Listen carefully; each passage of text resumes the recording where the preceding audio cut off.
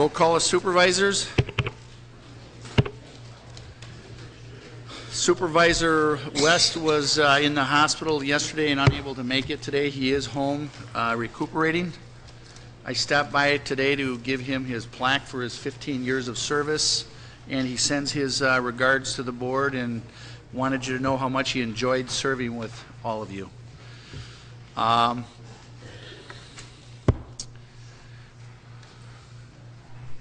How many are we supposed to have here tonight?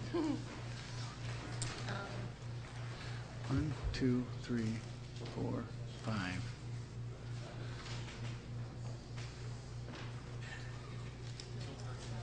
Supervisor Noble? We're missing 5. Okay, 23 supervisors in attendance.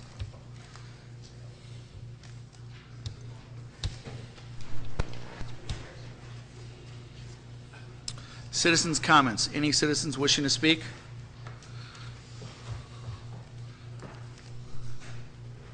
Good evening. My name is Bob Riedel. I live at 801 North School Street in Silver Lake. I'm here today, this evening, to urge your support for Edna Highland. Edna is a nominee to the Brookside Care Center Board of Trustees. You all know Edna. She has a proven and very successful track record of public service through her many years as county clerk. Her commitment to the people of Kenosha County is well documented, and that commitment will continue at Brookside through your confirmation of her appointment. She'll be a valuable contributor to the excellent reputation at Brookside, and she deserves your support. Thank you very much. Thank you. Any other citizens wishing to speak? Any other citizens wishing to speak? Seeing none, citizen comments are closed.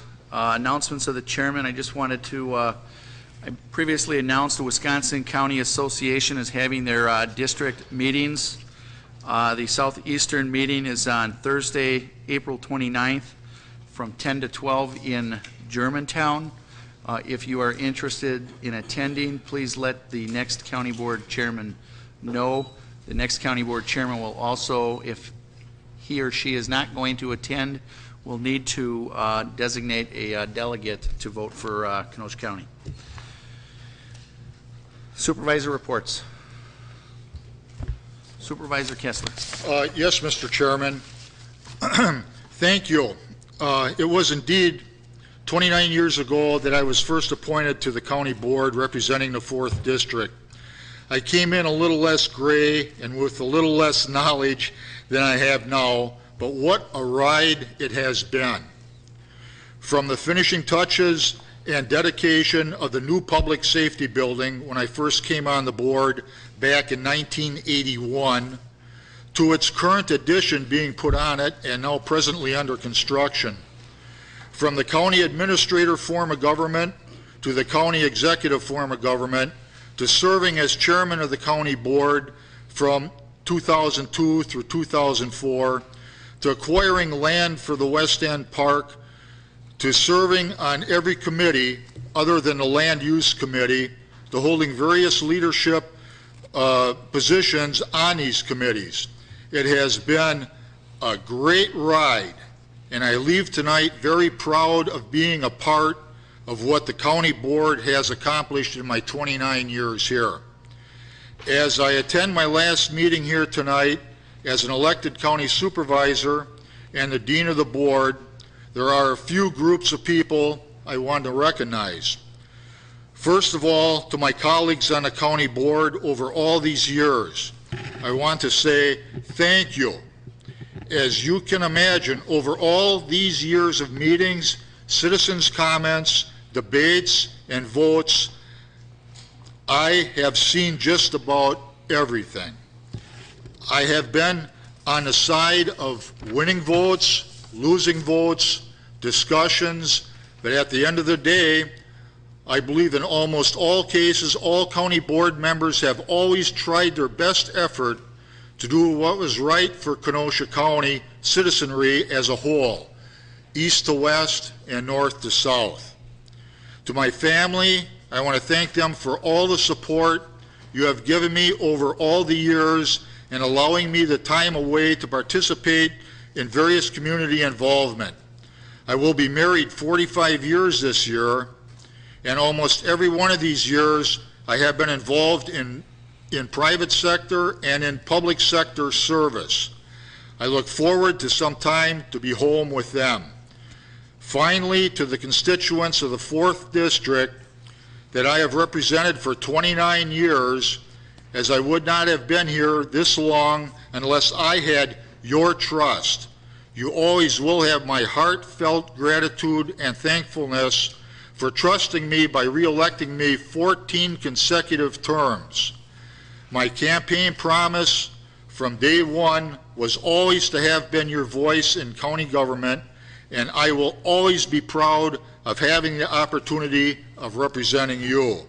While I am leaving the board, I will be watching your progress, and I am certain you will be challenged with the road ahead, but I am confident I am leaving the board in great hands. Thank you. Thank you to the Dean of the County Board. Thank you.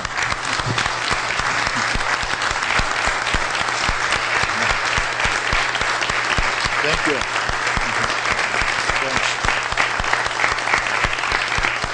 Thank you.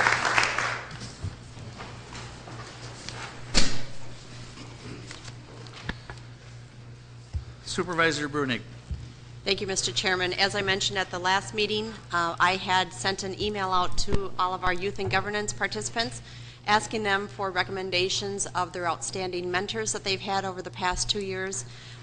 This, while it is not a complete list, this is what I have received back from them, and I just wanted to recognize these supervisors who went above and beyond what we expected of them and took on the youth and governance program.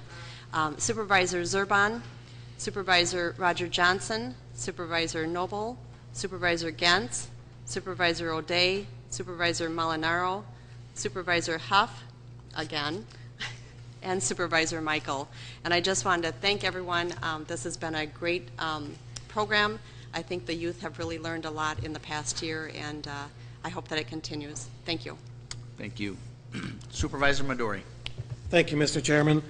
This afternoon at 4 o'clock, I had the pleasure of attending a great press conference held by County Executive Cruiser, Parks Director John Rudy, myself, Jenny Tunkwitz, at the Kenosha Animal Hospital, where Dr. William Carlisle presented the county a check for $12,500 to go to the naming rights of the dog park, off-leash dog park at Petrifying Springs.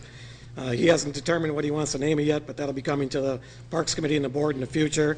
Along with the $12,500 donation that we received from Mary Ellen Close to name the Randall Park, we also have another donor that came forward, Terry Wolf, who was the wife of the late Dr. Wolf from the Wolf Merrick Animal Hospital, has came forward, and she's going to be donating the entranceway of patio bricks to the Petrifying Springs Dog Park, which will then be able to, people will be able to purchase to add memorial bricks around the entryway. I'm proud to say that we far exceeded the $25,000 goal to match the county's $25,000. As of today, we have a balance of $41,055.07 to build these off-leash dog parks.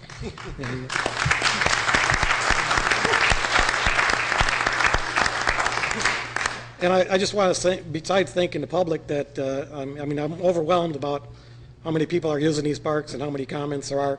Just between last Tuesday and this Tuesday, we received $2,100 in additional donations. So I really have to thank John Rudy, the Director of Parks. It was his idea to put together the temporary dog parks. The first fundraiser was December 9th, with him doing pictures of Santa. I have to really thank Teddy Winnett from UW Extension for facilitating all our volunteer meetings and breaking us up into fundraising groups, public speaking groups, other volunteer groups, and she's continuing on in that. She's really had some leadership in organizing these groups and keeping our meetings on task and pointing us in the right direction. Also, Jenny Tunkwitz, Assistant to the County Executive, she's been doing all our press releases, helping with organizing, and is also a member of the committee. I'd like to thank the Kenosha News for the excellent press coverage that we've gotten in supporting these dog parks and doing our press releases and getting the notice out to the public. But most, I have to really thank County Executive Jim Cruiser. When I brought the concept to him, he said, I think, yes, we can. We can get this done. the prior administration was throwing up roadblocks and really didn't want to get it done. And, it was his idea to issue this challenge that you go out and raise the $25,000, we'll use the other $25,000 in non-tax dollars. And it was his, when he did that, I went home that day and my wife says, how are you going to raise the other $25,000? And I said, I don't know. And I probably should have taken bets from several county board supervisors that bet me that we'd never do it because I'd be a few $100s richer right now. But we did it. And I really think that what that shows is that, the citizens of Kenosha, we are a progressive community. And when things need to be done, they understand that there's tight tax levies here. We had a really tough budget. But the county executive came up with a way to do this, to get it done. And the user groups really came forward and did that and raised the money to match it. And it actually far exceeded it. So again, in the future, I think government working together with these community groups, we can get things done in Kenosha, even though there are tight budgets and we're up against levy limits. Because we're having the dog parks, they'll be up and built by the end of May. I hope to see all you there at the leash cutting ceremonies. We've already had a Labrador rescue group that's booked Pavilion 1 at Petrifying Springs for June 12th to bring all their dogs out there to do a fundraising and to have an adoption thing.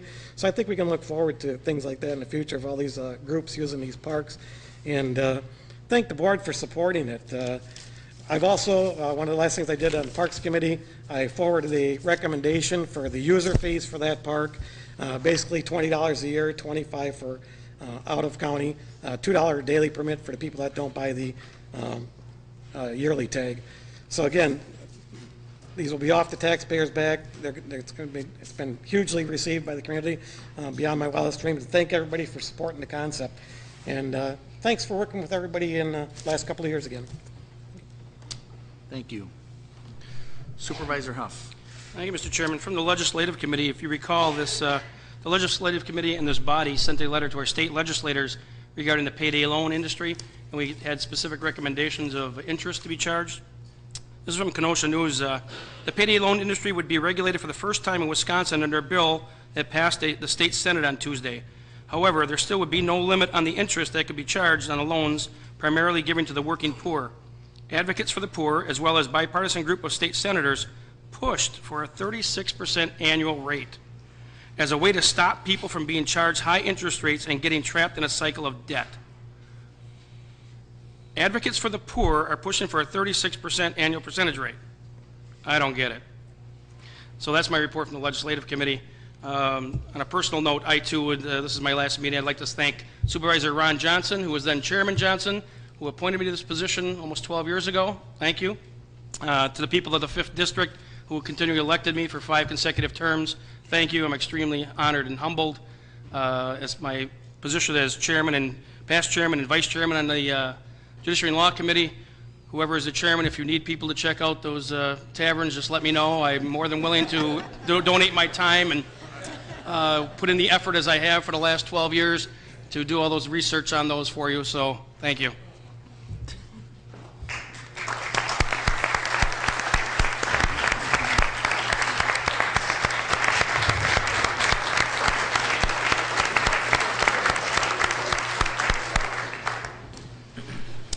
Supervisor Noble. Thank you, Mr. Chairman. This probably is a comment for the next meeting, but I didn't see supervisors' comments on that meeting. So I would like to ask, we at the Building and Grounds Committee, we had an update on the evaluation of the courthouse and the Molinaro building by Insight Architecture Company and architects, and it was quite comprehensive, and they're actually, at the time, they were still in the middle of doing the inspection. But because we're having 11 new supervisors on the next board, I would like to request that whoever the new chairman of the county board is, that he have the architect come to one of the 2 meetings in May and make the presentation to the entire board so that the supervisors are up to speed of the maintenance and the rehabilitation that's going to be required in the downtown campus here. So thank you very much. Thank you. Any other supervisor reports? Any other supervisor reports? Seeing none, supervisor reports are closed. I I'm going to step around to the front and try to be as loud as I can. We have presentation of plaques.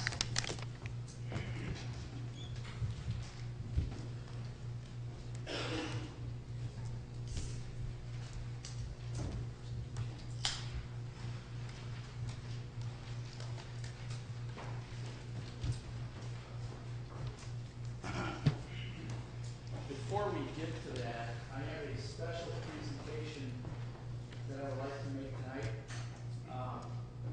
Edie, could you please come down here?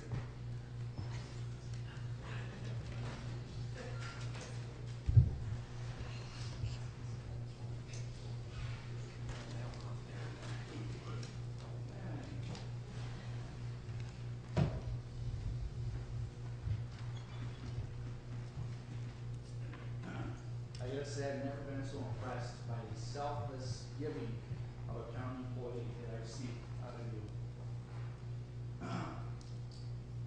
Edie Lamont, through her losing her mother, she came to the county board meeting that night within hours. Through her illness and having to be out of, be away from the county, she called and said, you know, I'll be there, I'll do anything you guys need me to do.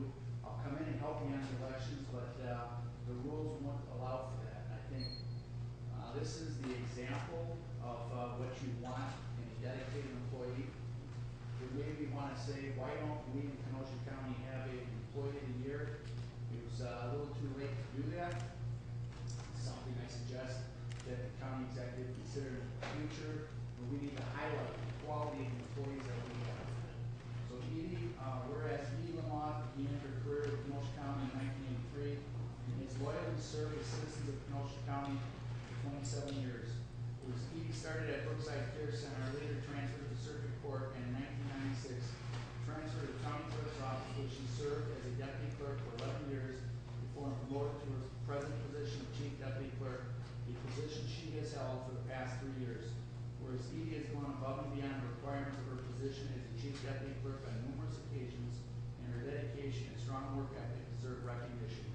Whereas Edie has proven to be a conscientious and dedicated chief deputy clerk, often working through her breaks to meet deadlines and attending county board meetings, even during times of family tragedy. Whereas Edie has experience and knowledge of the day-to-day functions of the county clerk's office is invaluable, especially when unusual circumstances arise. Whereas Edie has always been willing to make herself available to help the co-workers and has demonstrated this willingness by coming into the office while on vacation and by making herself available for questions during elections, even while she was out on sick leave. Now therefore, I, Joseph D. Clark, Kenosha County Board Chairman, together with the Kenosha County Board of Supervisors, do hereby present a certificate of appreciation to Edie Lamont for her many years of dedicated service and her immeasurable contribution as Chief Deputy Clerk. Congratulations.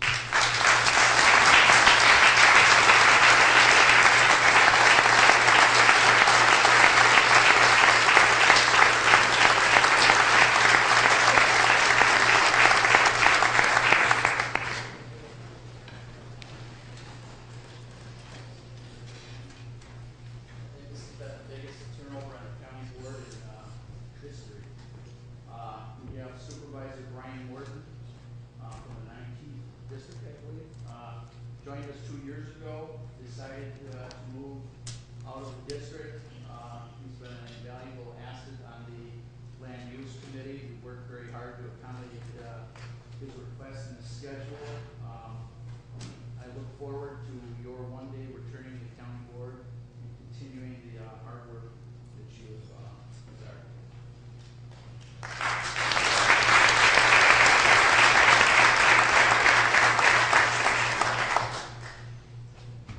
Dave Nudo, 4 years on the county board, on the land use committee for 4 years. I think you were on the legislative committee. Sorry about that.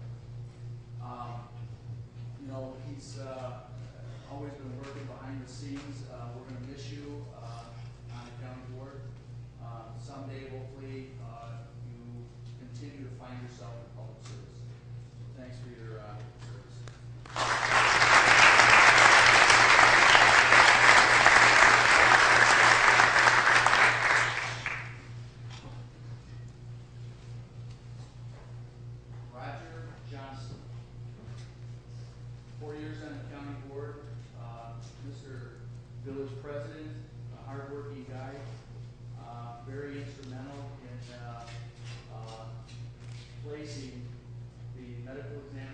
us, saving the county thousands, if not millions of dollars for the years to come. We're gonna miss, I'm gonna miss, your friendliness, always a laugh, and, just someone that you could talk to about whatever was going on, about anything. So we look forward, to see you grow in the village of Pleasant Prairie and so, congratulations.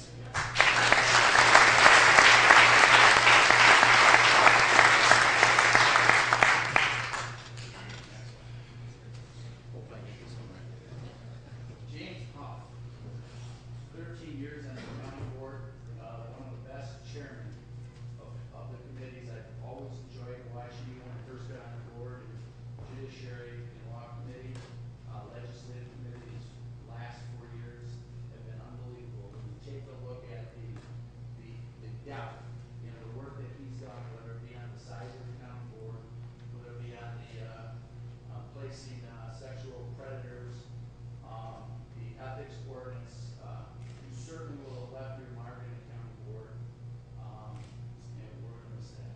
And now that he's retiring, he tells us he's going to be a reverend emeritus. Thanks.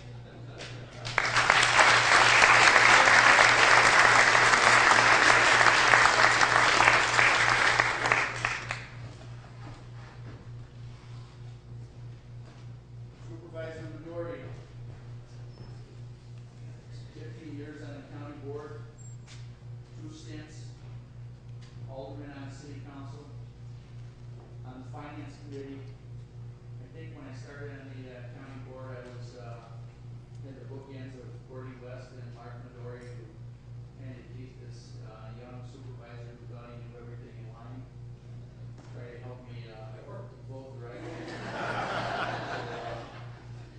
Certainly, your vision in the dog parks, not a hardworking supervisor. I know you spent hundreds and hundreds of hours on the casino, working on the IGA together. Certainly one of the hardest working supervisors on the county board. We're gonna miss you.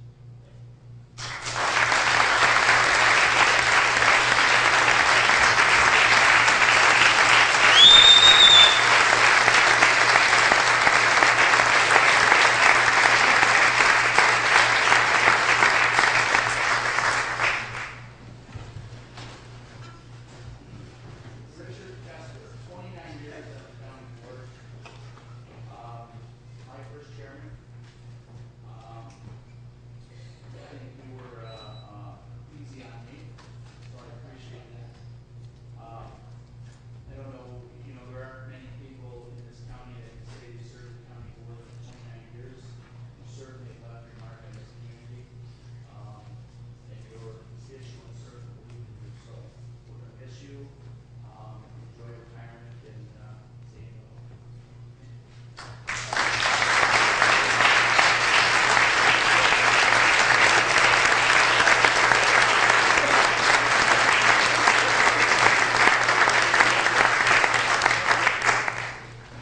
Well, go away, Mr. Chairman.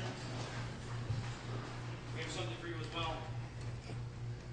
It's traditional that the vice chair usually present the chairman with a plaque, and however, she's not here for whatever reason, I've been asked to present this plaque to our outgoing chairman. I made a few notes. Someone once said being county board chairman is like herding cats. A difficult task, but not impossible. It quickly became apparent that Joe was up to the task. Shortly after Joe became county chairman, he called a meeting of the committee chairs. At this meeting, Joe asked each committee chairman about pending issues. He then gave us suggestions and ideas of what each committee should be on the lookout for in the future. Joe's leadership and knowledge of county government was apparent at this meeting. During Joe's tenure, many things have been accomplished the past 2 years in Kenosha County, despite tough economic times. To name a few of these accomplishments, the public safety building project, despite the city, we got it done. Reorganization of the information technology department, budget accountability, huge issue. Relocating the medical examiner's office, and there's been many more. Thank you, Joe Clark, for your vision and your leadership.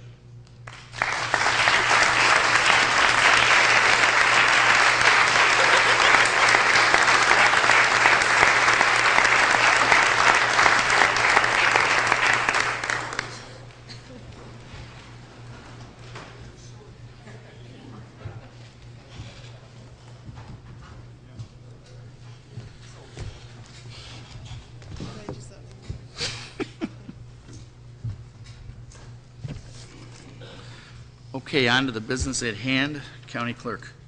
New business, Resolution 126 from Finance Committee, a resolution regarding the 2010 carryover and annual closeout resolution, submitted by Finance Committee. O'Day, yes. Molinaro, yes. Singer, yes. Medori, yes. Gantz, yes. Supervisor O'Day. Move Resolution 126, please. Resolution 126 been moved by Supervisor O'Day, second by Supervisor Gantz. Supervisor O'Day. This is the 2010 carryover and annual closeout resolution. A lot of stuff has to be carried over from 2009 projects that are not completed. The information was in your packet. If there's any questions, Al Schwartz from the Finance Department is here to answer them. Does anybody have any questions on Resolution 126? On Resolution 126, this is a budget modification, required 2/3 vote. P and plus if you're in favor, P and minus if you're opposed. 23, yeah. 23.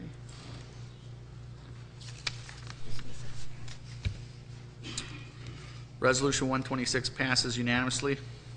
Resolution 127 from Human Services and Finance Committees regarding the Division of Health, resolution to modify 2010 budget to reflect funding received from the Children's Alliance of Wisconsin and the State of Wisconsin, Division of Public Health for the Wisconsin Seal a Smile program. Submitted by Human Service, Kubicki, yes. Rose, yes. Kessler, yes. Jackson, yes. Gantz, yes. Finance, O'Day, yes. Molinaro, yes. Medori, yes. Singer, yes. Supervisor Kubicki. I move resolution number 127.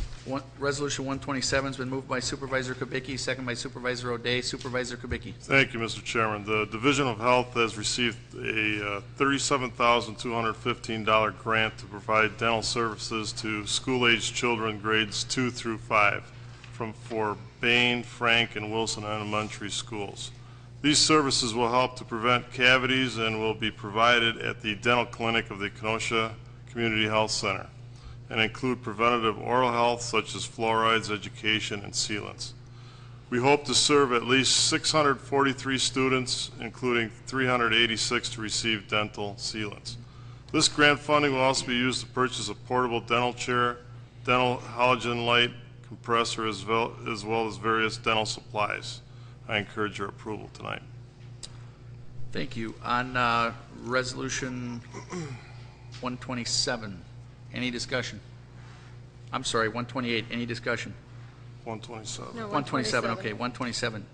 Any discussion on Resolution 127? Seeing no lights, is a budget modification, require 2/3 vote. P and plus if you're in favor, P and minus if you're opposed.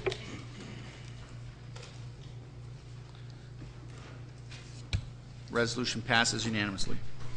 Resolution 128 from Human Services Committee, a resolution to approve the appointment of Edna Highland to the Brookside Board of Trustees. Kubicki, yes. Rose, yes. Kessler, yes. Jackson, yes. Gantz, yes. Supervisor Kubicki. I move resolution number 128. Resolution 128 has been moved by Supervisor Kubicki, second by Supervisor Rose. Supervisor Kubicki. Thank you, Mr. Chairman. Edna Highland, as you all know, was a former Kenosha County clerk and a dedicated county employee for over 32 years. She is very passionate about the county and is a very concerned and active citizen. She will be succeeding Nancy Principe and will be an excellent addition to the Brookside Board of Trustees. Our committee supports this appointment, and I hope all of you do too. Thank you. Supervisor Molinaro. Mr. Chairman, I trust my comments aren't necessary, but I'm required as with Edna being a constituent of mine, witnessing all of the hard work that she does in the town of Summers on a regular basis. I don't know how she keeps the pace that she keeps. All that she's done for Kenosha County over the years, I wholeheartedly support her and trust that she will do an exceptional job at Brookside. Thank you. Supervisor Elverman. Thank you, Mr. Chairman. Here I thought Edna was a constituent of mine. I didn't know. I was just going to echo Mr. Molinaro. I was just so pleased to see Edna's name on this paperwork when I saw it come through 2 days late to my post office box in Twin Lakes, Wisconsin. I wholeheartedly urge everyone, and I know they will, to do this appointment. Thank you. Thank you. Anybody else on Resolution 128? All in favor, say aye. Opposed? Resolution carries. Resolution 129 from Human Service Committee, a resolution to approve the reappointment of Rita Kadamian to the Kenosha County Board of Health. Submitted by Human Service Committee, Kubicki, yes. Rose, yes. Kessler, yes. Gens, yes. Jackson, yes. Supervisor Kubicki. I move resolution number 129. Resolution 129 has been moved by Supervisor Kubicki, seconded by Supervisor Rose. Supervisor Kubicki. Rita Kataman is a reappointment to the Kenosha County Board of Health. Since her appointment in February of 2006, Ms. Kataman has attended 20 out of 22 meetings. Both of those meetings that she missed were excused. I encourage your support for her this evening. Anybody on Resolution 129? Seeing no lights, all in favor say aye. Aye. Opposed? Resolution 129 carries.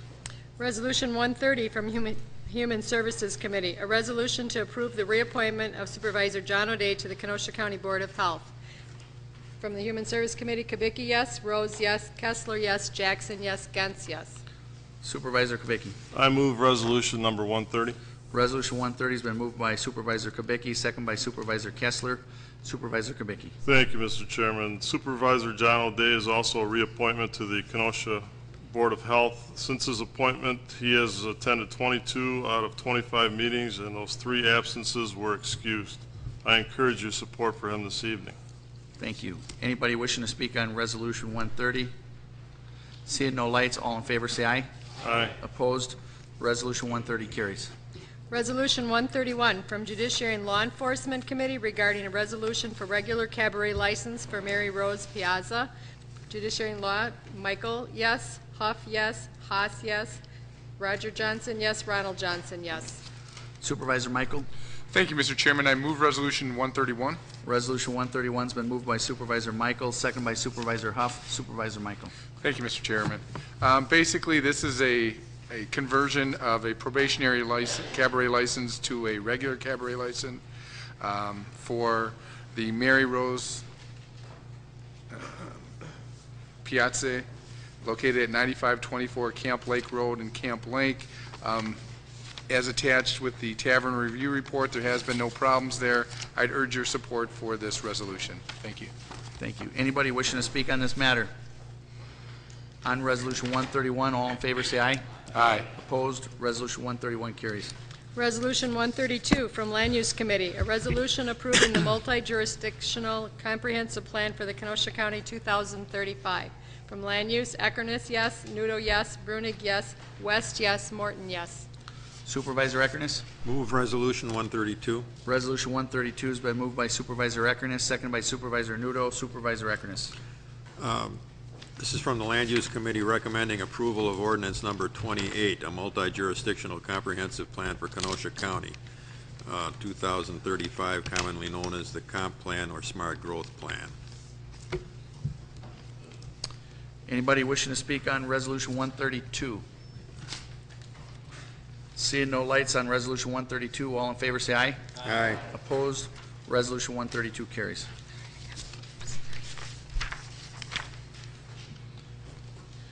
Ordinance 30 from Land Use regarding an ordinance from Land Use Committee, State of Wisconsin Department of Natural Resources, requesting rezoning from B2 Community Business District and C1 Lowland Resource Conservancy District to PR1 Park and Recreational District and C1 Lowland Resource Conservancy District in the town of Salem. Submitted by Land Use, Eckerness, yes. Nudo, yes. Brunig, yes. West, excused. Morton, yes.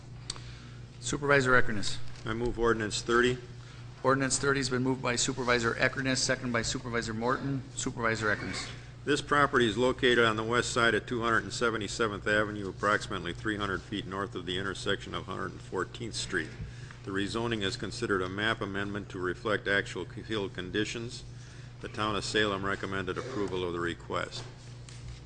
There were no objections at the public hearing. Anybody wishing to speak on Ordinance 30? Seeing no lights on Ordinance 30, all in favor say aye. Aye. Opposed? Ordinance 30 carries. Ordinance 31 from the Land Use Committee on an ordinance for Diane Reese, Mark Eberl, requesting rezoning from A2 General Agricultural District to PR1 Park and Recreational District in the town of Randall. Submitted by Land Use, Eckerness, yes. Nudo, yes. Brunig, yes. West, excused. Morton, yes. Supervisor Eckerness. I move ordinance 31. Ordinance 31 has been moved by Supervisor Eckerness, seconded by Supervisor Brunig. Supervisor Eckerness. This property is commonly known as Wilmot Mountain Incorporated and is located on the east side of the intersection of County Trunk Highway W, that's Fox River Road, and County Trunk Highway CK, or 125th Street. The rezoning would allow for the construction and operation of a snow tubing facility with related ticketing, restroom, and concession buildings in the PR1 Park and Recreation District. The town of Randall recommended approval of the request. There were no objections at the public hearing. Thank you. Anybody wishing to speak on this matter? I'm going to request a roll call vote. P and plus if you're in favor, P and minus if you're opposed.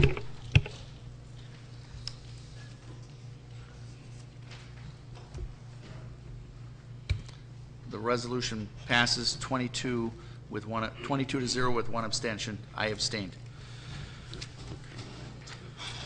Okay. On the next ordinances, these are the, I believe these are the ethics ordinances.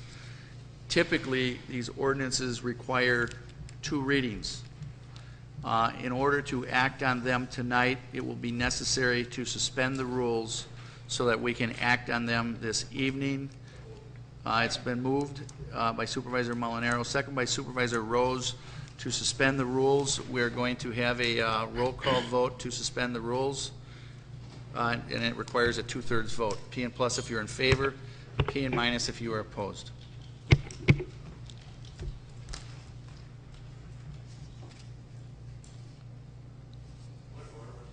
Please state your point of order. Shouldn't there be discussion on the motion? Certainly. I can clear the board? Yes. Okay, I'm going to clear the board. Did you have, okay, Supervisor Yes, Edelman. Mr. Chairman, you know, I've read through both of these. I certainly am very pleased with the changes that were made. Firstly, with separating these and clearing up the language, but also with a meeting held tonight and a couple, I understand, minor changes made, and 11 new supervisors coming on this evening. I don't see the urgency to suspend rules this evening. I think the 11 new supervisors deserve a kick at this and a chance to read these and vote on these at our next meeting. I think a first reading would be in order for these, so I'm going to be voting against suspending the rules this evening. There is no urgency for this evening. Thank you. Thank you. Supervisor Rose, did you want to speak on the Supervisor Rose? Thank you, Mr. Chairman. I would support the proposal to suspend the rules. Normally, I wouldn't support that type of resolution, but I think it is appropriate that this board convened this evening act upon the ethics proposal. This has been before the Legislative Committee for probably almost 2 years under the leadership of James Huff. The committee has put in a lot of time and effort, as has the Corporation Council, debating the various issues. Some of those committee members are leaving this evening. In respect to them, their work, I think that this board ought to take a position on this ethics code. Of course, if it doesn't pass this evening, the next board can always act on it or some other code that they deem appropriate. This committee, this board has seen for itself the fact that 2.5 years ago we had a county executive who was forced to resign because of not only illegal conduct, but certainly unethical conduct as well. That was the stimulus, I believe, for the examination of the whole issue of ethics on this board. We've never had an ethics code before. This board has studied that. This is the product of that study. I see no reason why we shouldn't make that decision here this evening If there are to be amendments to it, they can be had by the next board or any other board. It's an evolving document. It's not a finished product, never to be changed. It is not carved in stone. It's a beginning, and tonight is the time to make that beginning before this board convened here tonight. Thank you. Thank you. Any other supervisors wishing to speak on suspending the rules? Supervisor Hallman. Thank you, Mr. Chairman. Through the chair to Supervisor Alverman, what is the concern with not letting the new board have a crack at this? I think Supervisor Elverman would like to have the new board have a crack at it. Well, that's what I mean. Why could he better clarify, perhaps, why he would rather? Supervisor Elverman, would you? I don't know if I can clarify, but I have been on this board long enough to know what's urgent and what's not. And this, for a 2-week period, isn't urgent. I appreciate every bit of work that everyone's done on every committee, but we do have 11 new supervisors coming on that would, I'm sure, love to read this and be able to act with intelligence on it. There's no problem with doing it tonight, but again, there is no urgency to do this. We haven't had any scandals here in the last few weeks, and I'm not anticipating any. I'm definitely not anticipating any in the next 2 weeks. Thank you. Thank you. Supervisor Hallman? I'm in favor of suspending the rules and acting now. I understand that there's nothing urgent now, but I don't know that there would necessarily be anything urgent in the next 2 weeks, so we might as well just do it now. Thank you. Thank you. Supervisor Zerban. Thank you, Mr. Chairman. I think it's worthy of consideration or extending the courtesy to the new supervisors, as this is something that they're going to be subjected to for the next 2 years. I mean, we all ran with the understanding that this was coming. We knew something was going to happen. We didn't know exactly what it was going to be, but these guys have never, these new supervisors have never had the chance to take a look at this document, so I'm in favor of letting this go, do the first reading tonight. I'm not in favor of suspending the rules, so I think we should give the new supervisors a chance to look at the document. Thank you. Thank you. Supervisor Huff? I'll be brief. The new supervisors also don't have an opportunity to look at this document, which was the 2010 census to eliminate supervisors in the county board. We passed this in 1999, and the new supervisors will be subject to this, and it will be brought back up. So I don't know the argument of new supervisors not seeing this document. They haven't seen this either, but they're going to see it. Thank you. Supervisor Midori. Thank you, Mr. Chairman. I urge the board to suspend the rules and pass this tonight. This board's the one that's done all the work on this, and the new county board has every chance to amend it, just like we have the chance to amend things when we were here. So things that need to be adjusted or amended later on, that can be left up to the new board. Thank you. Thank you. Any other supervisors wishing to speak on suspending the rules? Seeing no lights, this will require a 2/3 vote. P and plus if you're in favor, P and minus if you're opposed to suspending the rules.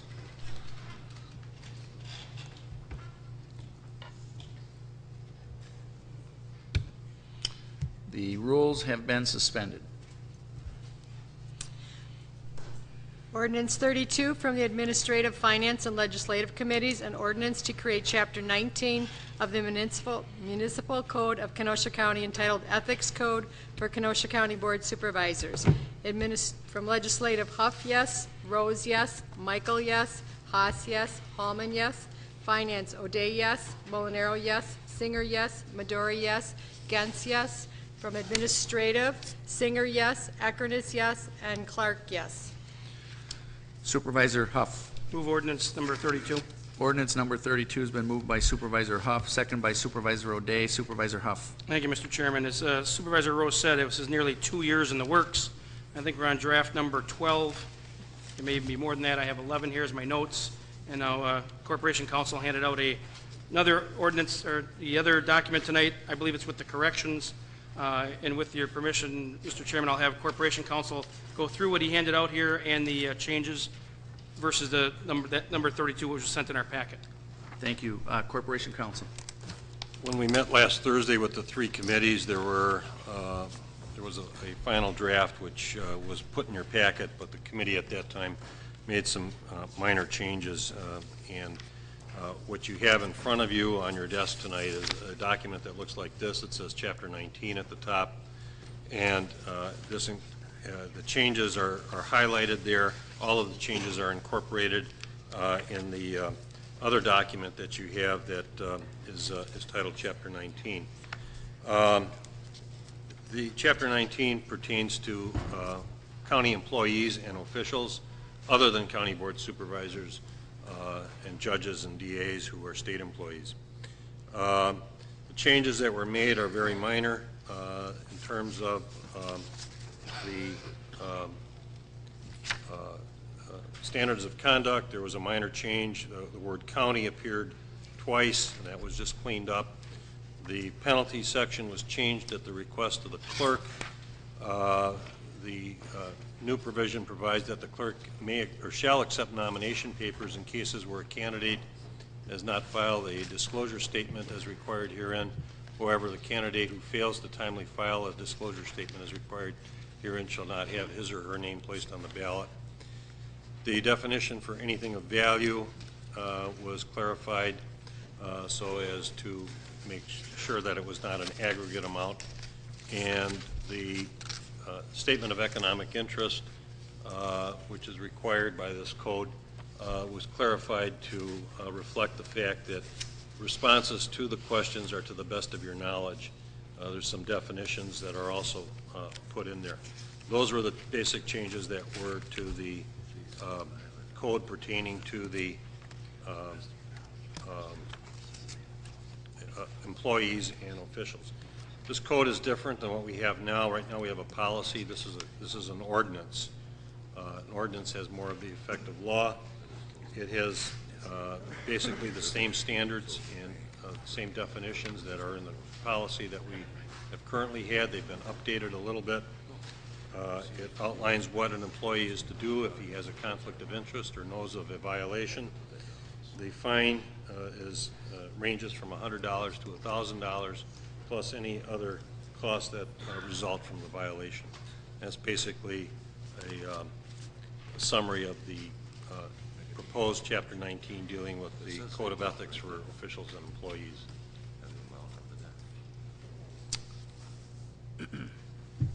Anybody wishing to speak on Ordinance 32? Bring that up now. Supervisor Huff, did you have anything else you wanted to add? Yes, Supervisor Elverman has a question, and I'm trying to explain it to him. Maybe it's worth noteworthy to everyone. If you could click on his mic, I think he'll have could be answered. Supervisor Elverman. Thank you, Mr. Chairman. I was just asking Supervisor Huff. This isn't numbered on pages, but it gets into the Statement of Economic Interest and Financial Disclosure. The second page of that, number 4, to the best of your knowledge, you know of any debt incurred by you, your spouse, or member of your immediate family that is owed to any entity doing business with Kenosha County or is regulated by Kenosha County. I have a question on that. If Kenosha County does business with Citigroup, and my mortgage is with Citigroup, that's my question. Supervisor Huff, can you answer that question? Certainly. That was brought up in committee. In fact, I'm the one that brought it up. First of all, my question was, how do I know who does business in Kenosha County? Evidently, according to the finance department, they switch banks quite often. It may be Johnson Bank, it may be someone else. So how would I know if I have a debt with a bank that does business in Kenosha County? Well, the onus is on me. To the best of my knowledge, was added in there for that specific reason. I have a mortgage out of Illinois, and I don't know if Illinois does business with Kenosha County or not. It would be up to me then to find out from the Kenosha County, the finance department, do you have interest with City Mortgage? And I say I actually have my mortgage with City Mortgage out of Illinois. If the answer is yes, I need to complete that as yes, I have a interest with Kenosha County, and I have a mortgage through them. This was brought up in committee, and at one time I believe it was suggested that mortgages were to be eliminated or not disclosed, and that did not pass. Supervisor Overman. Yeah, so I have a question on that, I guess, of the committee.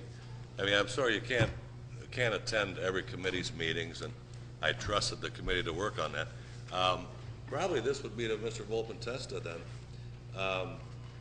Why in the world would anybody need to know what my mortgage is? I believe that the attempt here is to address the issue as to whether or not there's a potential conflict of interest. In other words, if, at least that's one of the issues, if you have a mortgage with, say for example, M&I Bank, and M&I Bank is bonding on is putting a bid in on a bond that Kenosha County is seeking revenues on. You know, there's a line of thought, a school of thought. I'm not saying that I necessarily adhere to it, but some people want to know if you have a potential conflict of interest in it. I don't know that I would. The reason I put to the best of your knowledge in there is that if I were filling this out and I did not know that M&I Bank was doing business with Kenosha County, I would just simply say not applicable, or I would just check no. It's only if you know or should know that somebody's doing business with the county that there could be a potential conflict of interest that you would have to give an explanation. Mr. Chairman, I wouldn't know that either, who Kenosha County was doing business with, but I'm sure that if someone really wanted to make a point, they could go back and look at this. And I really don't know why the committee didn't look at this a little bit deeper and at least change, if yes, explain who the entity is and delete the amount of the debt. I'm going to make a motion to amend that portion of this to delete the amount of the debt. If I could get a second. Mr. Chairman, it may not be necessary. I see what Corporation Council gave us on our desks, the corrections. I believe the amount owed has been deleted. To the best of your knowledge, do you know of any debt incurred by you, your spouse, or member of your immediate family that is owed to any entity doing business with Kenosha County? Does not say the dollar amount. State your point of information. Mr. Chairman, and also to Corporation Council, it's my recollection that last week the direction from the three committees when we met was to delete the value. It wasn't important to know the value as it was to know whether or not there is business being done. That is my recollection, and it doesn't appear that that was carried through, with the exception now of what is placed in our desk tonight, Frank, which is the updated version. So I think what Supervisor Huff is pointing out is in line with what the committee directed last week. That's what we have before us right now. Mr. Chairman, I'm going to drop this point of discussion, but if we have a new copy of this put on our desk this evening, and there was a new meeting this evening with some other changes, my point earlier even stands out stronger, that we should have held off on this. And this was, again, handled poorly as it was the first time. Thank you. Thank you. Mr. Chairman? Supervisor Huff? I stand corrected. It does still have it on here. Supervisor Molinaro suggested. I do recall that it was supposed to be eliminated there. If yes, please explain who the entity is and the amount of the debt. The amount of the debt is to be eliminated. We did make that suggestion to Corporation Council, the three committees. And the change that we received tonight on our desk do not reflect that. So I have no objection to Supervisor Elverman making a motion to eliminate that. That's doing exactly what we did in committee. Being that the document is put before us that has that in there, I think we should act on it tonight here at the county board in the form of amendment. Supervisor Elverman, your proposed amendment? Yeah, yes. To delete. Okay, now I got a second. Thank you. But, Mr. Chairman, are there others that the Corporation Council didn't listen to? Are we going to run through this whole list and find that? You guys would know better than me. I was handed this as you were on the desk.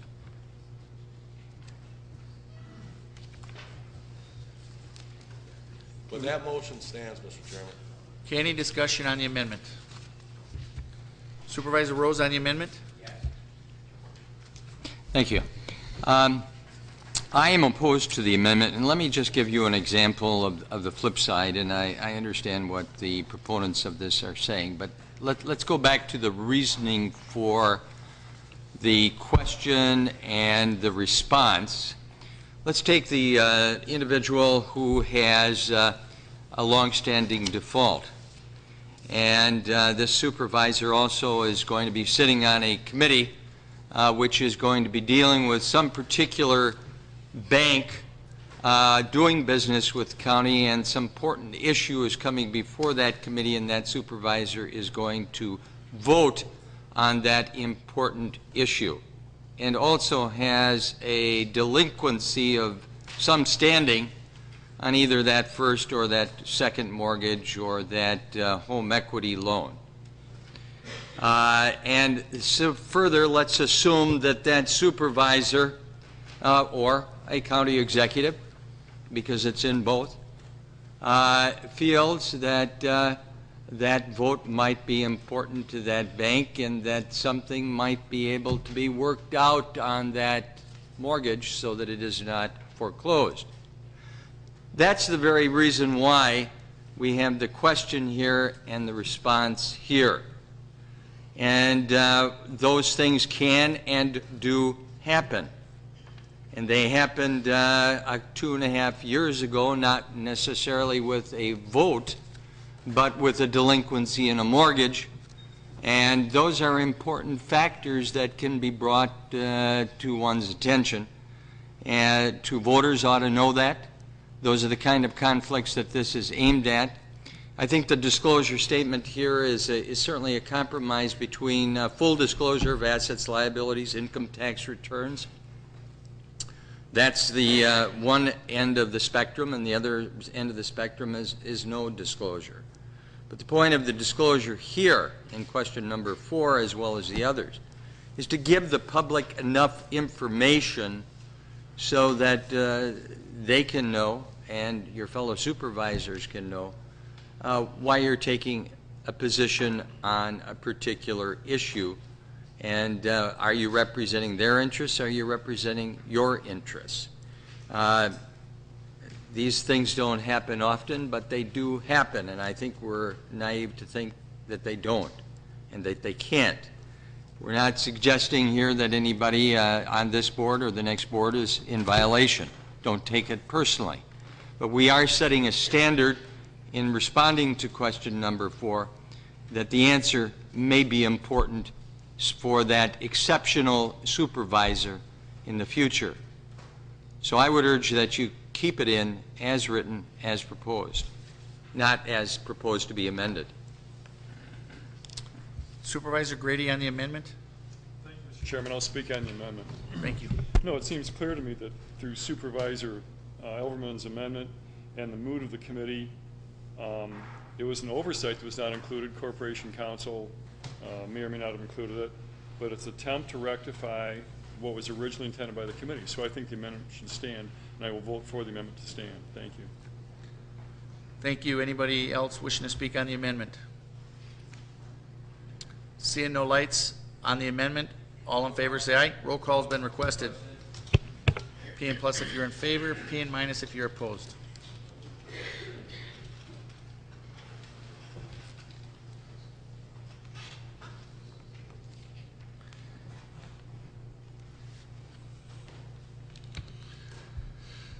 The amendment passes 18-5.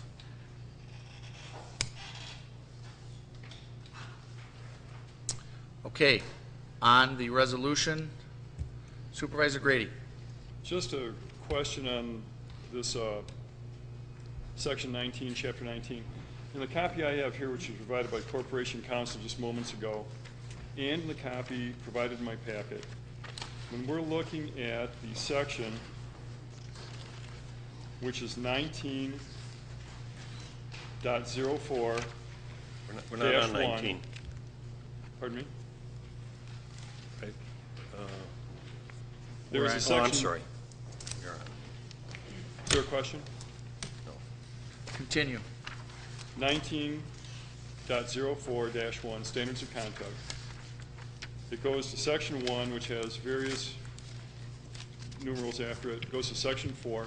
Section 4 has the subsection B, reserved for future use. In my copy here, reserved for future use, and in the one in the packet, so in both copies, there is nothing listed as reserved for future use. However, in committee this evening, I thought there was a Section B that was added to this, but is not a part of what's presented here. So is what's happening in committee No, what going happened? to be included? Can that be explained? What happened in committee was there was a motion by Supervisor Singer to add something to subsection B. That did not pass. So this stays the way it is. So what was presented in committee as an amendment was defeated and should therefore not be included in our packet tonight. Is that right? It was defeated and it's not included in your packet. Thank you. Anybody else wishing to speak on ordinance 32? Supervisor Zerban. It's more of a question. When you go to the financial disclosure form and you go to number 9, and I understand this is to the best of your knowledge, but I just had a question regarding the definition, because I couldn't find it anywhere. Owning real property that is regulated by Kenosha. I mean, if we all own a home, isn't that considered real property? And then aren't we all under regulation by the county in our homes for various purposes? Only if you live in an unincorporated area. Kenosha County zoning only applies in the unincorporated areas. It does not apply in the city or village, just in the towns. Unless you own rental property. If you own rental property in a So if in a you city. own rental property in an unincorporated area, or if you live in an If you own, unincorporated... it has to be in the unincorporated area. If you own a home or rental property or a business in an incorporated area, that is not regulated by Kenosha County. Okay. I guess... In terms of land use, if it's a restaurant or a tavern, not a tavern, but if it's a restaurant serving food, health department regulations would apply. Anywhere in the county, that's countywide. So depending upon what type of property you own, you could be subject to it, whether you live in the city or in an unincorporated area. I mean, this is kind of vague. I found it confusing, and I think that other people might find this confusing as well. Kenosha County only has, as you know, about 10 chapters in its municipal code. Actually, it's about 20 if you add all of the land use ones. Half of those ordinances deal with land use. You have a health department, health regulations. You have cabaret license and activity control, and that's about it. We don't control any other business. We don't issue any other type of license. We don't issue liquor licenses. We don't issue building permits. We issue zoning permits, but not building permits. So that's really about it. That's all that we really regulate. If you look in the ordinances, I think that'll bear that out.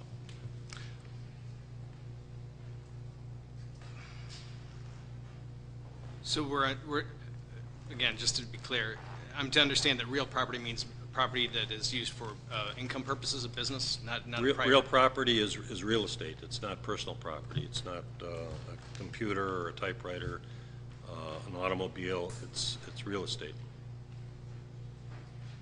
Okay, thank you, Mr. Chairman. Thank you. Anybody else wishing to speak on ordinance 32? Joe. Do you have something else you would like to add, Corporation Counsel? This was Chapter 19. It does have the changes that I talked about earlier that they were very minor. There was one additional change. This is I misspoke before. This is the ordinance that applies to County Board Supervisors. And there was another change that was made this evening, and that is on paragraph 4C. It talks about representing private interests before county agencies or courts. And the change that was made reads as follows: no county board supervisor shall represent as a paid advocate any private interest adverse to Kenosha County. Those are the words that were added. to that section. So this section now, the way it operates is that if you are a county board supervisor, you cannot appear before a county board committee or commission or other board that falls under the jurisdiction of the county board of supervisors and act adverse to any interest that's a county interest. If it's not adverse, you can appear. So if you are not seeking, for example, damages or claims or injuries or a position that is contrary to the position that's taken by the County Board of Supervisors, then you can appear before that county board committee or commission. And that was a change that was, I think it was, I don't know if it was unanimous, but I think it was pretty close to it, the county board tonight. With the three committees, I'm sorry. Anything else, Corporation Counsel? No. Supervisor Hallman?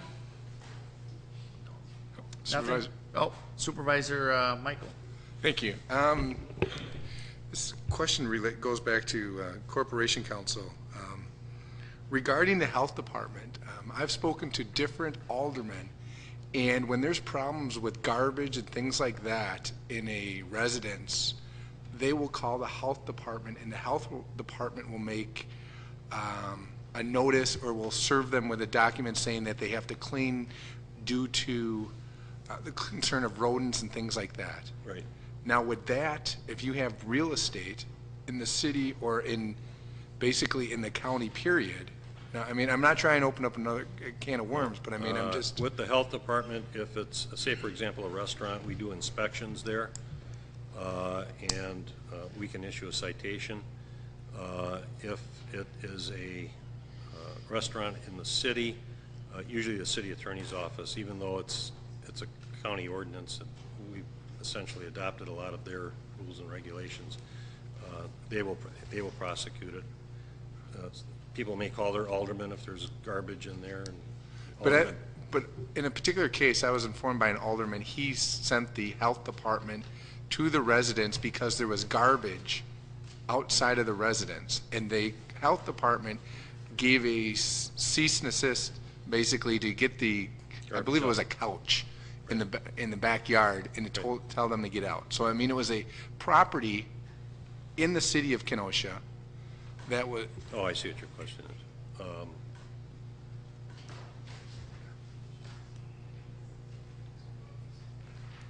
Well, to the extent that a residence in the city of Kenosha could be a health hazard. Right. If that's your question, that would fall under, you're correct, that would fall under. But would that bring everyone that resides basically in Kenosha County, you would have to list your residence, or no? Would that? Well, as a practical matter, you list, everybody knows your residence if you're an alderman or I mean, excuse me, if you're a supervisor from a city district. So, I mean, that's. So if it was rental property? Then you should list it. Okay.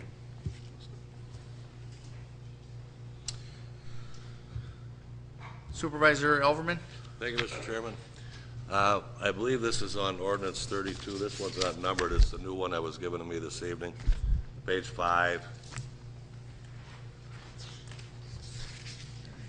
Under C, I think there was one question already on this, representing private interests before county agencies or courts. I've been a paid professional witness before in 3 different counties. How does that affect that, Frank?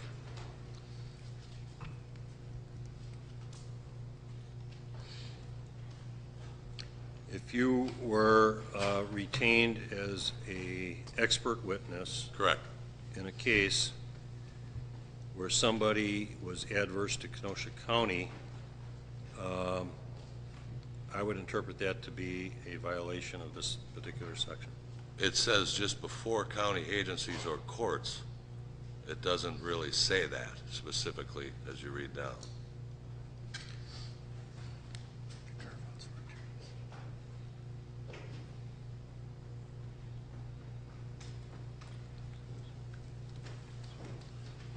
The interesting part is that it does protect attorneys and guardian ad litem's. and not landscapers. Or architects.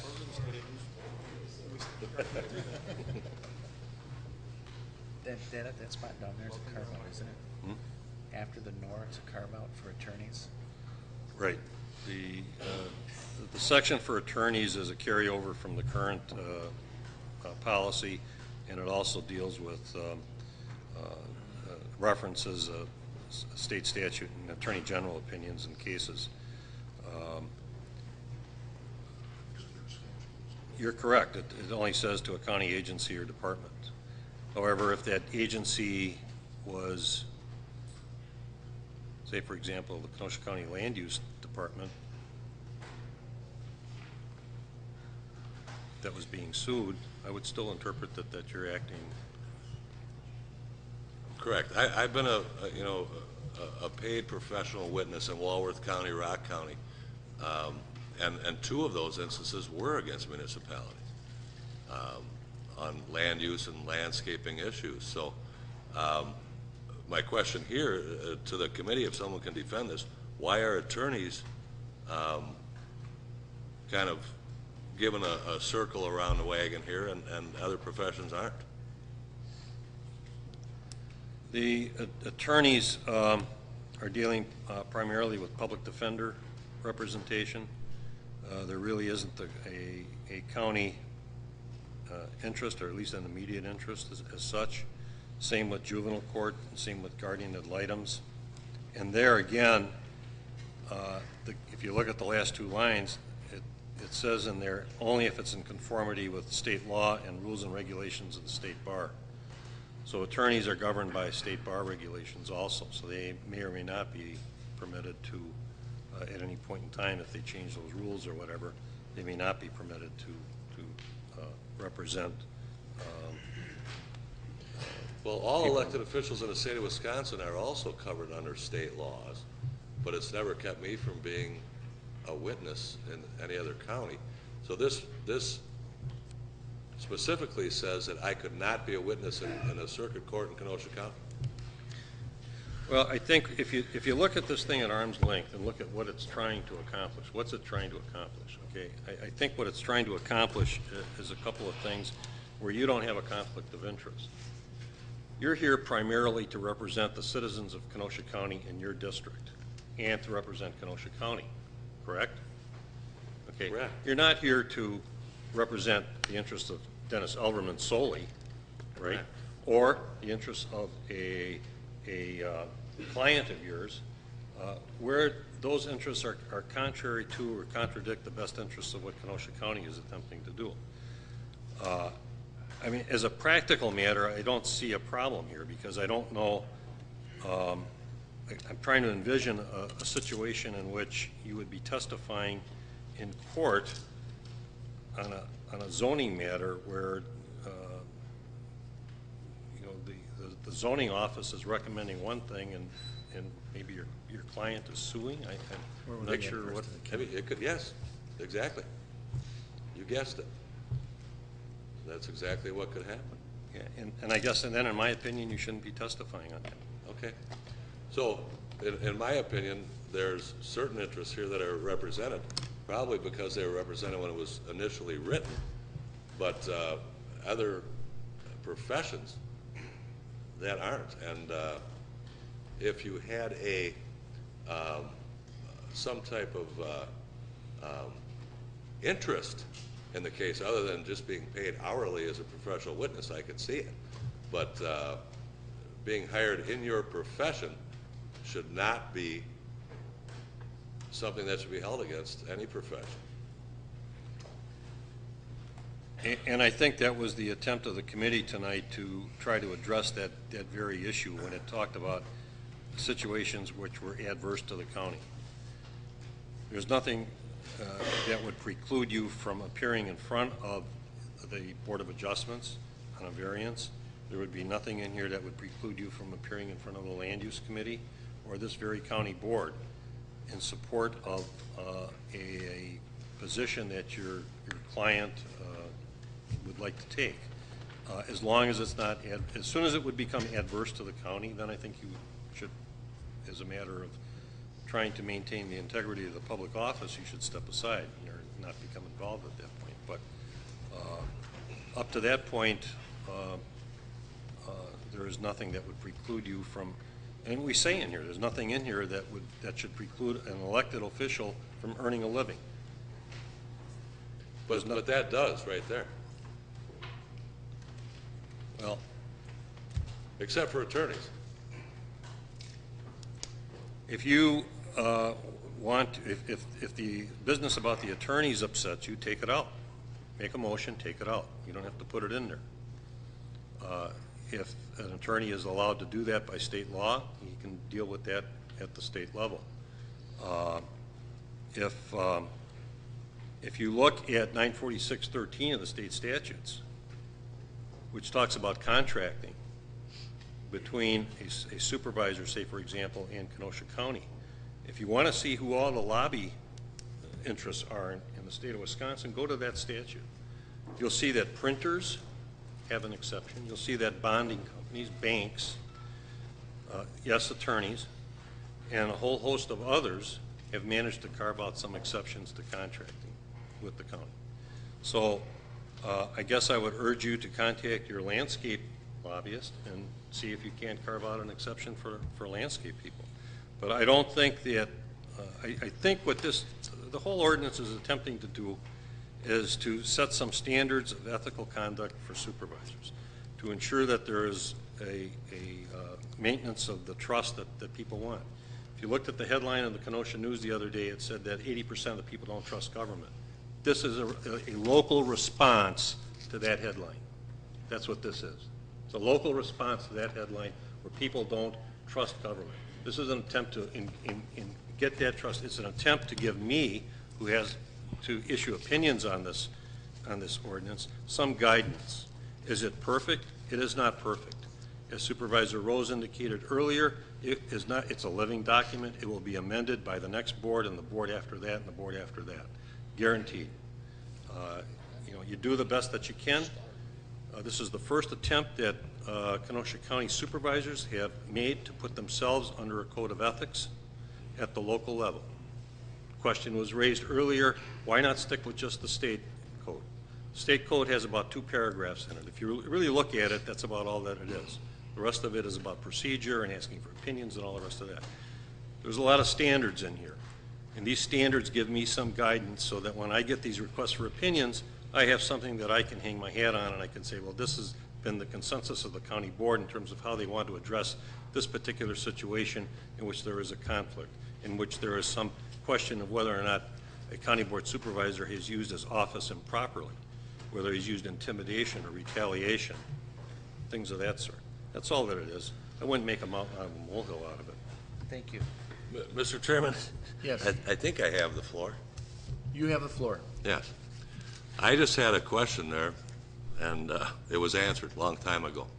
I'm going to support this ordinance, but I think it went a little far in areas like this, and it also is a little bit vague, and it's going to be hard to defend. So it's fine. I mean, let's do it. And I mean, it's pretty rare. It's been a while, but I think that is a glaring example of everybody just saying, okay, that paragraph looks good, that paragraph looks good. And there's instances where it could happen to any of us in this room. There was a lot of discussion in that area in the committee. Thank you. Thank you.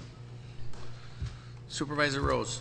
I just want to clear up one point here, and that is when we talk about what attorneys can do, an attorney cannot, under this clause, represent a private client against the county, for example, in a zoning case, a personal injury case. I can and do represent private clients in cases where the state of Wisconsin is the prosecution. The county is not involved in that. So I represent private interests against one another. The county is not involved in that. But if somebody comes in on a personal injury case and the potential defendant is the county, I say no. If somebody comes in and says that I've been incarcerated in the county jail on a warrant that the judge had lifted, had set aside, but the clerk's office didn't follow through and take it off of the record, and I was picked up. And we've had a lot of those kinds of damaged cases. I don't handle those kinds of cases. Those are the kind of cases that attorneys cannot handle under this clause. But you can clearly represent private interests against one another under this clause, clearly represent private defendants, or if you're appointed by the state to represent somebody in court where the prosecution is represented by the state-employed assistant district attorneys, there's no problem. So I think that is a point worthy of clarification so that Supervisor Elberman and others don't think that we somehow made a big exception. We did not. Thank you. Supervisor Grady? Thank you, Mr. Chairman. On this most recent document that was passed out, on the bottom of page 7, point H begins consulting, and then it goes on to page 8, which says, a consultant to or except hereinafter provided serve as a member on the board of directors of any entity or corporation doing business either as a contractor, subcontractor, or otherwise with, or seeking to do business with Kenosha County. And then this is the point that I have a question on. Subject to exemptions in the Wisconsin state statutes. Could we have corporation counsel for my own benefit and perhaps those of fellow supervisors shed some light on subject to exemptions in the Wisconsin state statutes? Corporation counsel?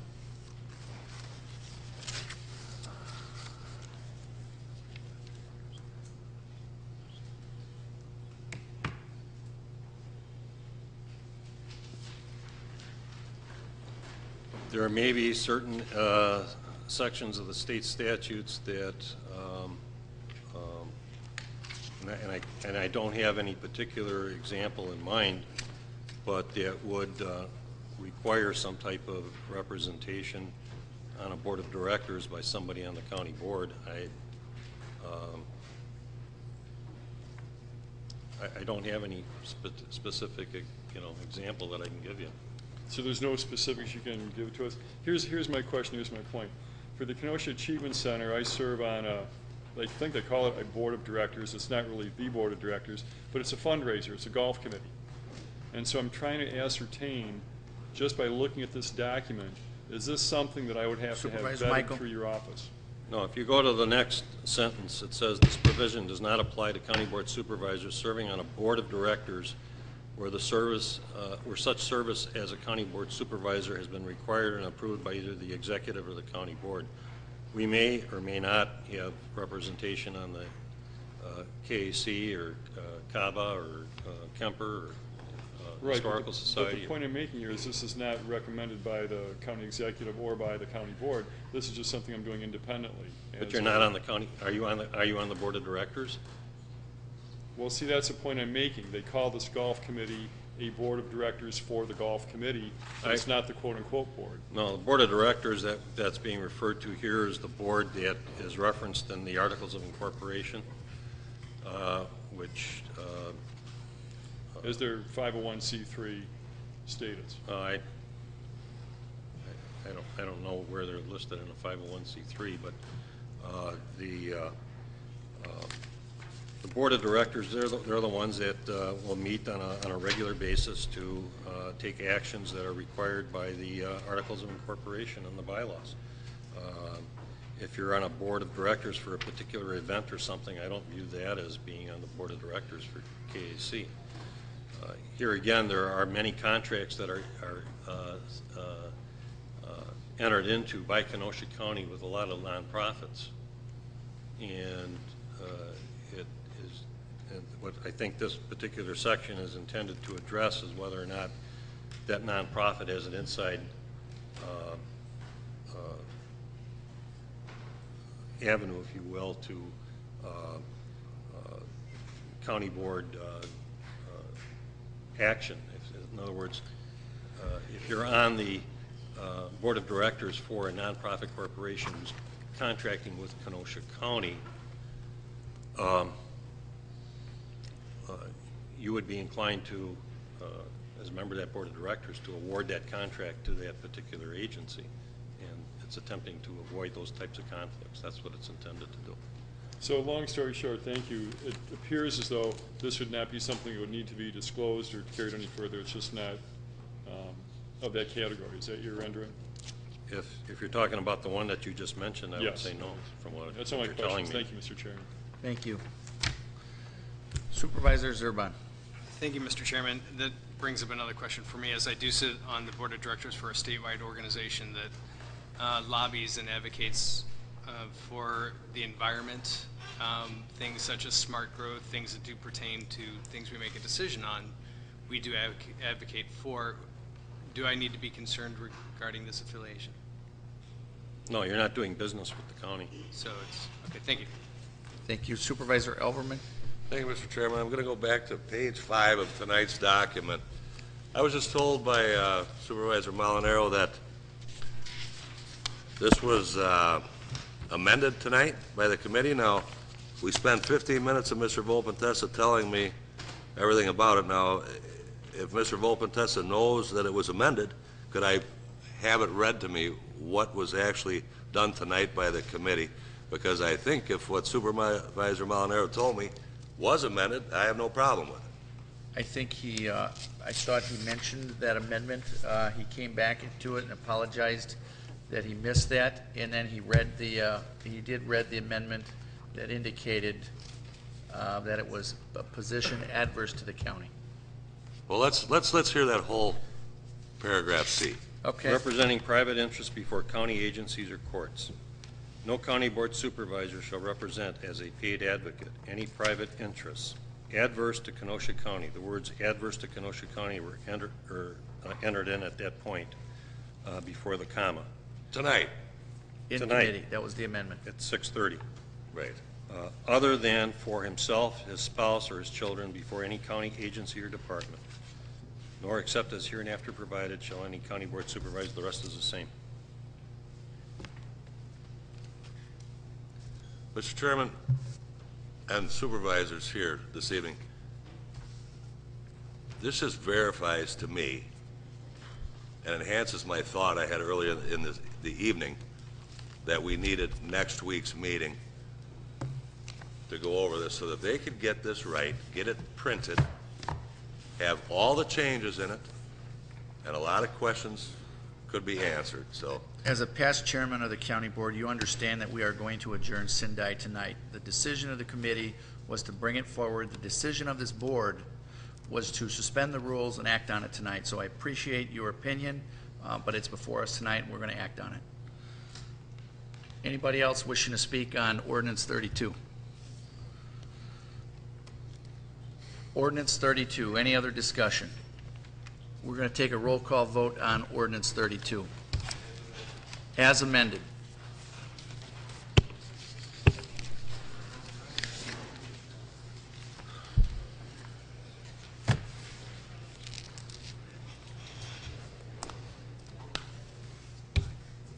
Ordinance 32 passes unanimously. Ordinance 33 from the Administrative, Finance, and Legislative Committees on ordinance to create Chapter 20 of the Municipal Code of Kenosha County entitled Code of Ethics for Officials and Employees. Legislative Huff, yes. Rose, yes. Michael, yes. Haas, yes. Hallman, yes. O'Day from Finance Committee, yes. Molinaro, yes. Singer, yes. Maduri, yes. Gens, yes. From, yeah. Singer, yes. Eckerness, yes. Clark, yes. Supervisor Huff. Move ordinance 33. Ordinance 33 has been moved by Supervisor Huff, second by Supervisor O'Day. Supervisor Huff. Thank you, Mr. Chairman. I would also like to make an amendment on this document as well, so it mirrors ours for the financial disclosure to eliminate the amount of debt. So you're making the amendment to eliminate the amount of debt. Any discussion on that amendment? This is making the financial disclosure exactly the same as the county board financial disclosure. Any discussion on that amendment? Roll call has been requested. P and plus if you're in favor, P and minus if you're opposed.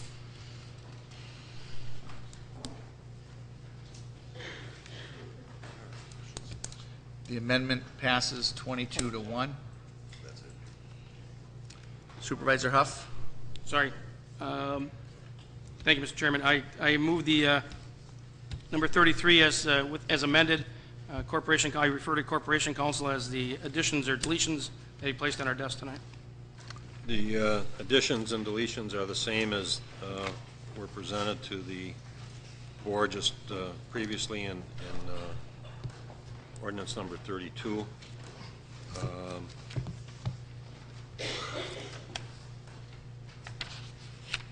There was one, the very first section did not apply, but other than that, they're all the same. Any discussion on ordinance 33? On ordinance 33, seeing no lights, this will be a roll call vote. P and plus if you're in favor, P and minus if you're opposed.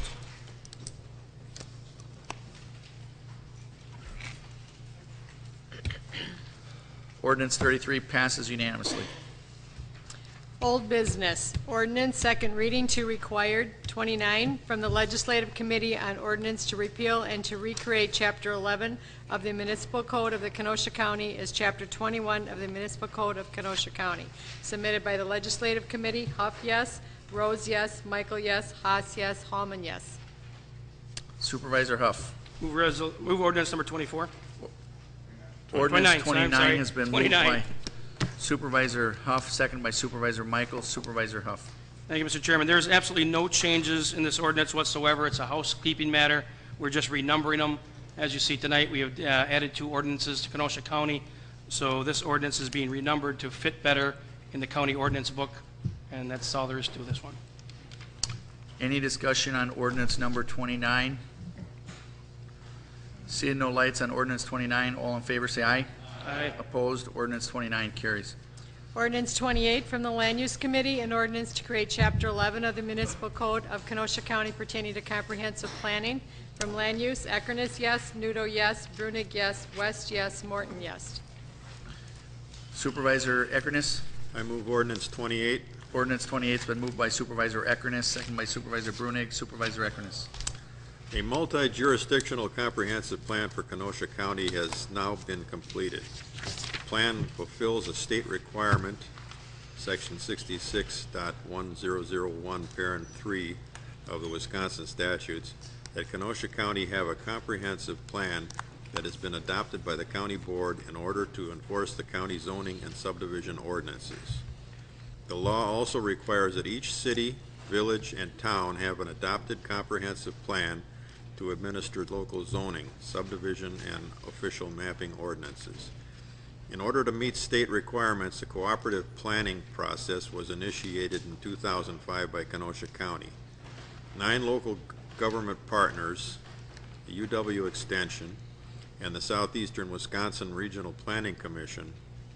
In January 2010, the newly formed Village of Bristol joined the partnership. The 10 local governments partners are the City of Kenosha, Village of Bristol, Village of Pleasant Prairie, Village of Silver Lake, Town of Brighton, Town of Bristol, Town of Salem, or Town of Paris, Town of Salem, Town of Summers, and Town of Wheatland. The Wisconsin Department of Administration awarded a comprehensive planning grant to Kenosha County in June of 2006 to help fund preparation of the county and local plans. 6 of the local governments, the villages of Bristol, Silver Lake, and the towns of Brighton, Bristol, Paris, and Summers have adopted the multi-jurisdictional comprehensive plan as the village or town comprehensive plan, while the City of Kenosha, Village of Pleasant Prairie, and towns of Salem and Wheatland have adopted a separate local comprehensive plan based on the jurisdictional plan. An open house and public hearing were held by each town board, village board, and the common council before adopting a local comprehensive plan by ordinance. The Land Use Committee sponsored an open house and held public hearings on the plan on March 17, 2010. The town of Randall and villages of Twin Lakes and Paddock Lake prepared and adopted local comprehensive plans separate from the multi-jurisdictional planning process. All cities, towns, and villages in Kenosha County have now adopted a comprehensive plan. The multi-jurisdictional comprehensive planning effort was coordinated through an advisory committee which developed public participation procedures and a countywide vision and reviewed the 9-element chapters required by state law and other plan materials. Staff also worked individually with communities to prepare or update the land use plan map for each community.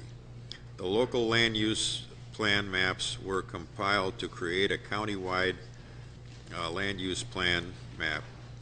The advisory committee includes one representative appointed by each local government partner and one county representative.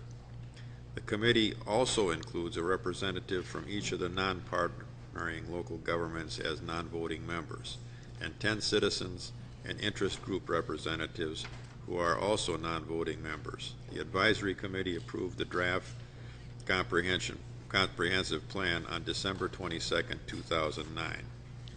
Project staff present tonight are Andy Bueller, the Director, Division of Planning Operations, Kenosha County Planning and Development; John Roth, Director, Division of Long Range Planning, Countywide Planning, Kenosha County Planning and Development; Todd Rail, Principal Planner, Kenosha County Planning and Development; Kristen Lee, Community Planning Educator, UW Extension; and Nancy Anderson, Chief Community Assistance Planner, Sewer Pack. I urge passage of this ordinance tonight. If anyone has any question, the staff is here and able to answer any and all of them. Supervisor Hallman. Thank you, Mr. Chairman. I want to personally commend the Land Use Committee, the Kenosha County Planning and Development Department, our UW Extension Office, and Sewer Pack for compiling all of these statistics. If you've not had a chance to go through them in depth, they are nothing short of amazing. They are really, really spectacular, and I appreciate all of their hard work on that. Thank you. Thank you. Anybody else wishing to speak on Ordinance 28? Roll call's been requested. P and plus if you're in favor, P and minus if you're opposed.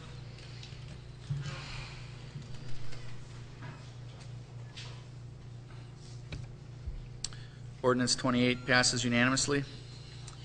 Claims, Richard Joseph Beltoya III, broken cell phone. Refer to the Corporation Council. Approval of the April 7th, 2010 minutes by Supervisor Elverman. Supervisor Elverman. Move approval. Minutes been moved by Supervisor Elverman, second by Supervisor Rose. Any discussion? All in favor say aye. Aye. Opposed? Motion carries. Motion to adjourn by Supervisor Kessler, second by Supervisor Huff. All in favor, motion to adjourn Sindai. Thank you. All in favor say aye. Aye. We are now adjourned Sindai. Oh.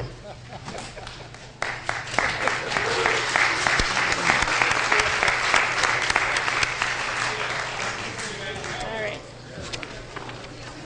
Oh, I'll give you your little... And to finish handing out the oaths of office, it's my understanding that you are going to sign those oaths tonight and leave them or return them to the county clerk at the end of the meeting. She will get copies and she will have them on your desk for the next meeting. So we'll give them a few seconds to hand it out. If anybody has a few good jokes right now, we could entertain that. Oh, really? Okay. Can I make a comment, Chairman? Sure, we're going to have the county clerk make a comment.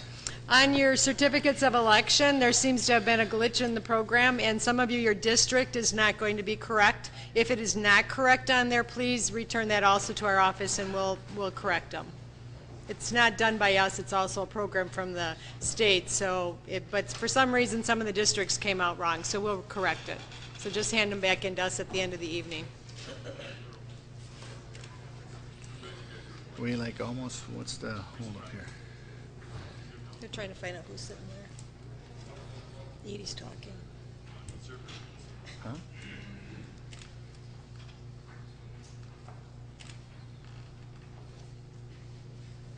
How many of these do we got? 28.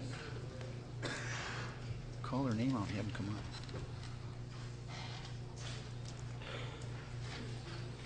They all moved around too, they gotta find where they're sitting.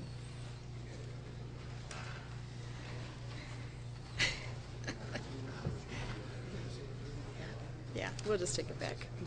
Yeah, some of them You came. can hand it back at the end of the meeting.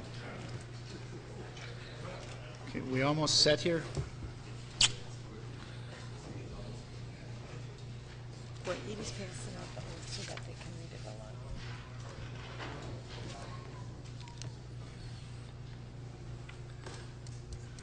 David was the last one to show up for the orientation today, so he got the hot seat.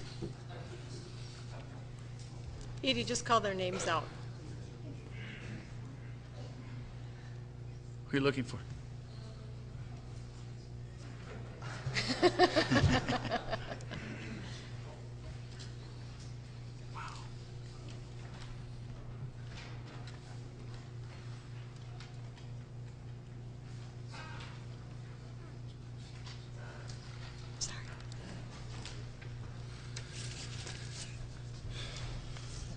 Okay, County Clerk. Everyone would please stand. Raise your right hand.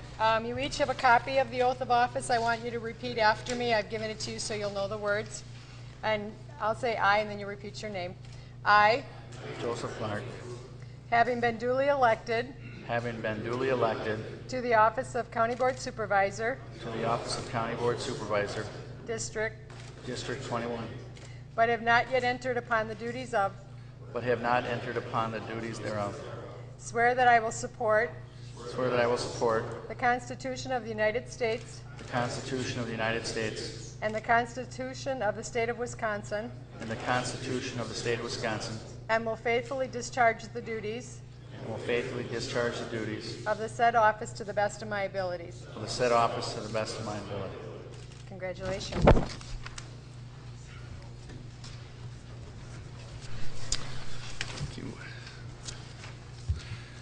We need a nomination, someone to nominate me temporary chairperson. Moved by Supervisor Noble, second by Supervisor Ron Frederick. Any discussion? All in favor, say aye. Opposed? Okay. We are now going to nominate the chairperson of the county board. Do I have a nomination? Supervisor Zerban. Thank you, Mr. Chairman. I'd first like to start out by welcoming all the new supervisors to the board and say it is with my pleasure to nominate David Singer for chairman of the County Board of Supervisors. Do I have a second? It's been moved by Supervisor Zerban, seconded by Supervisor Ron Frederick to nominate David Singer for chairman of the County Board. Supervisor Zerban. Thank you. David is a lifetime resident of Kenosha, is married to his wife Patricia. Together they have 2 grown children, Megan and Andrew, and they also have a grandchild, Rylan. David is a graduate from UW-Madison in 1980.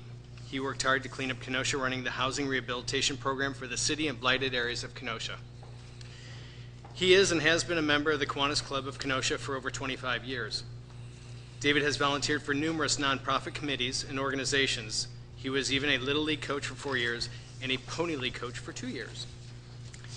His first challenge was to fight for the development of park facilities for the baseball teams and clean up the blighted of the old county garage on 60th Street. As a business owner in Kenosha, David is an employer and knows the value of employees. He is president of McGandy LLC and Lincoln Point LLC. He knows the importance of unions as a past member of UAW 72. David C. Singer is a branch manager of Berthel, Fisher and Company in Kenosha, an investment firm based out of Iowa. As an independent investment advisor, David was a valuable asset to the Finance Committee. In 1998, David joined county government. Being on the board for 12 years has given David the experience necessary to lead the county for the next 2 years. David started on the Administration Committee and County Cooperative Extension Committee. He quickly became chairman of the County Cooperative Extension Committee for 1 term.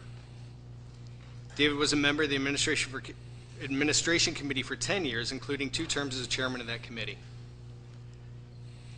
As chairman, David was instrumental in changing the contribution amounts for the county supervisor's health insurance, instituting a 10% premium, as well as elimination of the paid flex payment to supervisors.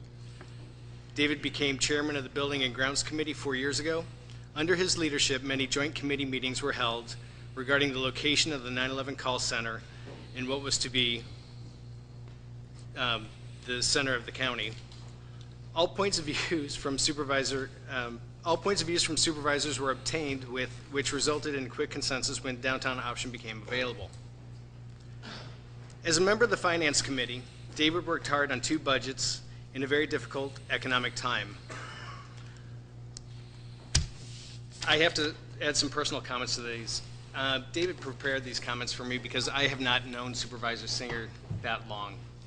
And I wanted to share with you on a personal note what I have firsthand witnessed Supervisor Singer do as a supervisor on this board.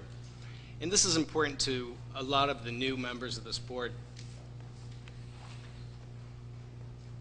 Supervisor Singer is a very thoughtful and a very considerate supervisor. He's a person that will incorporate everybody's perspective and thoughts, whether you're a new supervisor or a senior supervisor. And as we have 11 new members on this board, I think it's all very important and pertinent to this conversation and his nomination.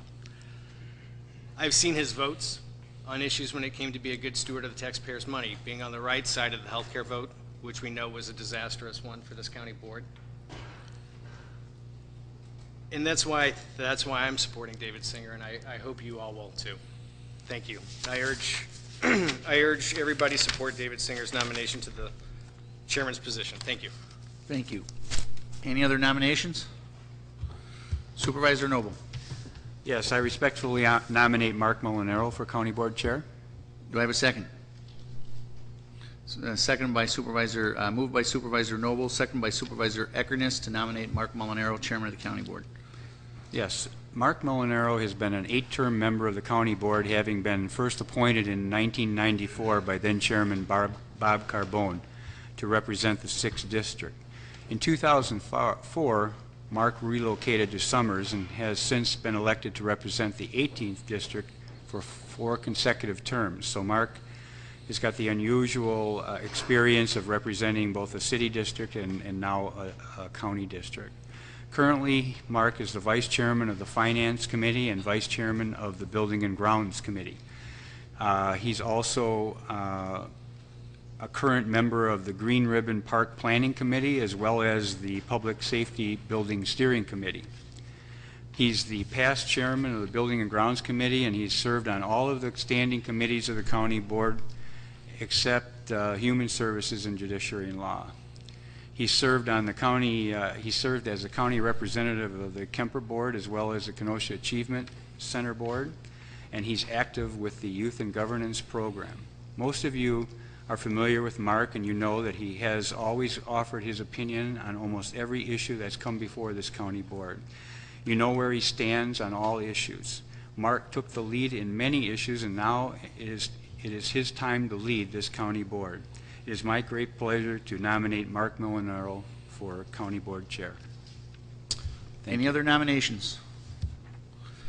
Any other nominations? Any other nominations? Seeing none, nominations are closed. The county clerk, have you passed out ballots? I have.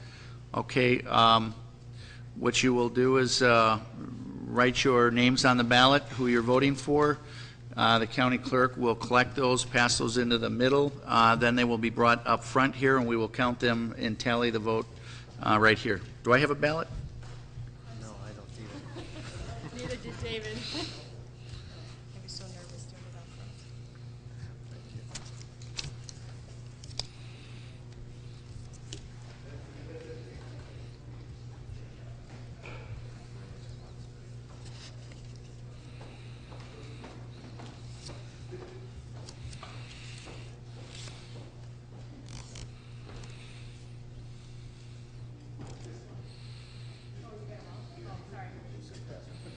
Stacking the ballot, are you?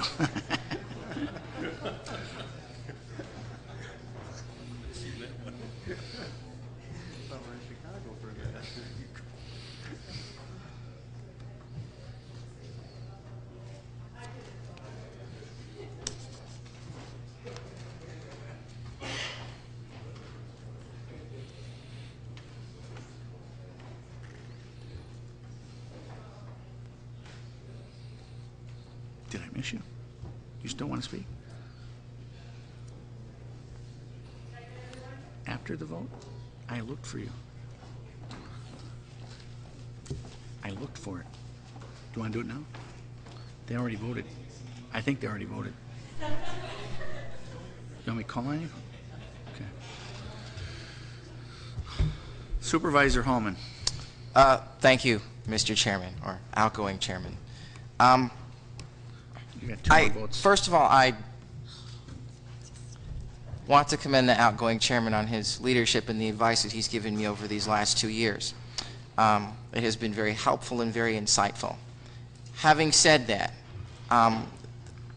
having not been a chairman, I do feel that the position of chairman has a great deal of, it requires a great deal of leadership skill and a great deal of confidence from the people who are looking to that person to lead.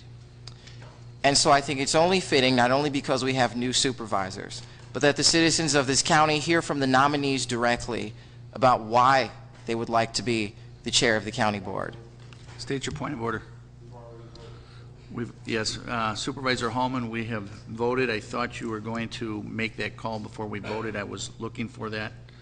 I don't know that those people will make that comment. You could maybe ask for that on the vice chair. Okay. Thank you. Okay. Molinaro. Molinaro. Molinaro. Molinaro. Molinaro. Molinaro. Singer. Molinaro. Singer. Singer. Molinaro. Singer. Mark. Singer. Molinaro.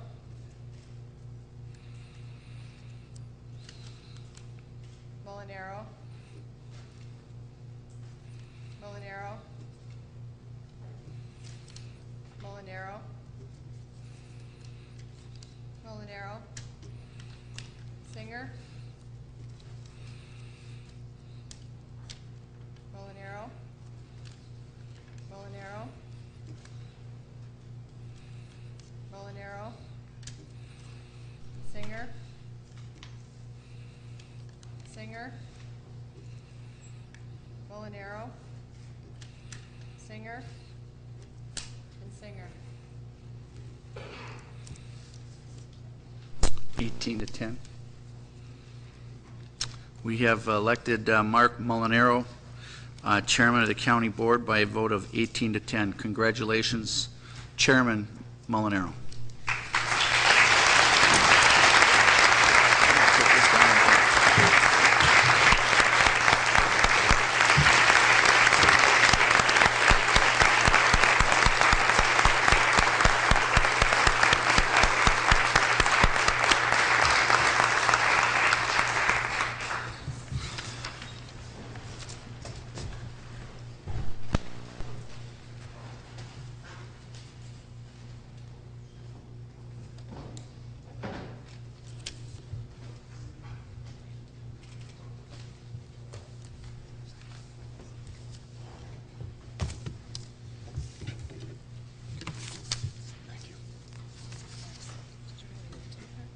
I did not.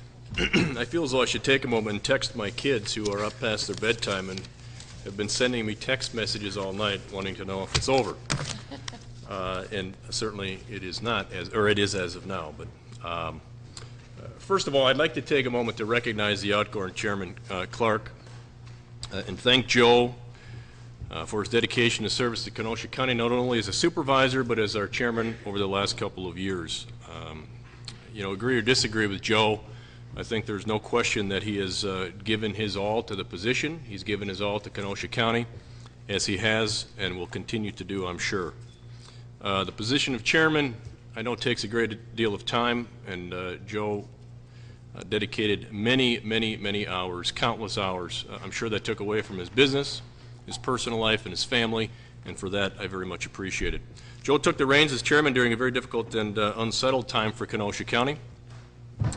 We had an interim county executive. Over Joe's tenure, we saw a new county executive cruiser take office. At the same time, we had a new county clerk come into the county office. Both have expressed to me over the weeks and months how instrumental Joe was to acclimating both of them to the new positions. So again, Joe, on behalf of the county board, I thank you.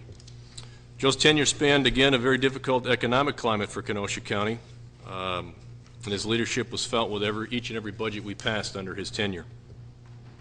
Additionally, we saw the negotiation and ultimate approval of the IGA, and as a result, we are under construction with a 911 emergency center here in the downtown campus, where, again, this county board felt it was should be. It was the right decision, and Joe's leadership was instrumental in that. The IGA has been approved. It was a long and arduous process, but again, I give Joe credit for his work. Chairman position, as you know, requires difficult decisions from time to time. Joe made a few. He made a few that this county board and others didn't necessarily agree with, but true to his character, he never shied away from the fact that they were his decisions alone, and he owned up to them every time. That, to me, is the character of the man.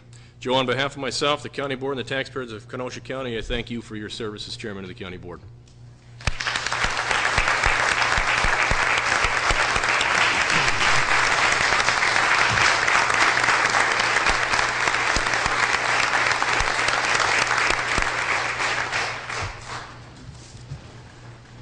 See, I'm going to have to raise this chair up a little bit, but we'll get to that as well. I want to thank the county board, welcome the new supervisors, thank all of you for your vote of confidence and your vote of support.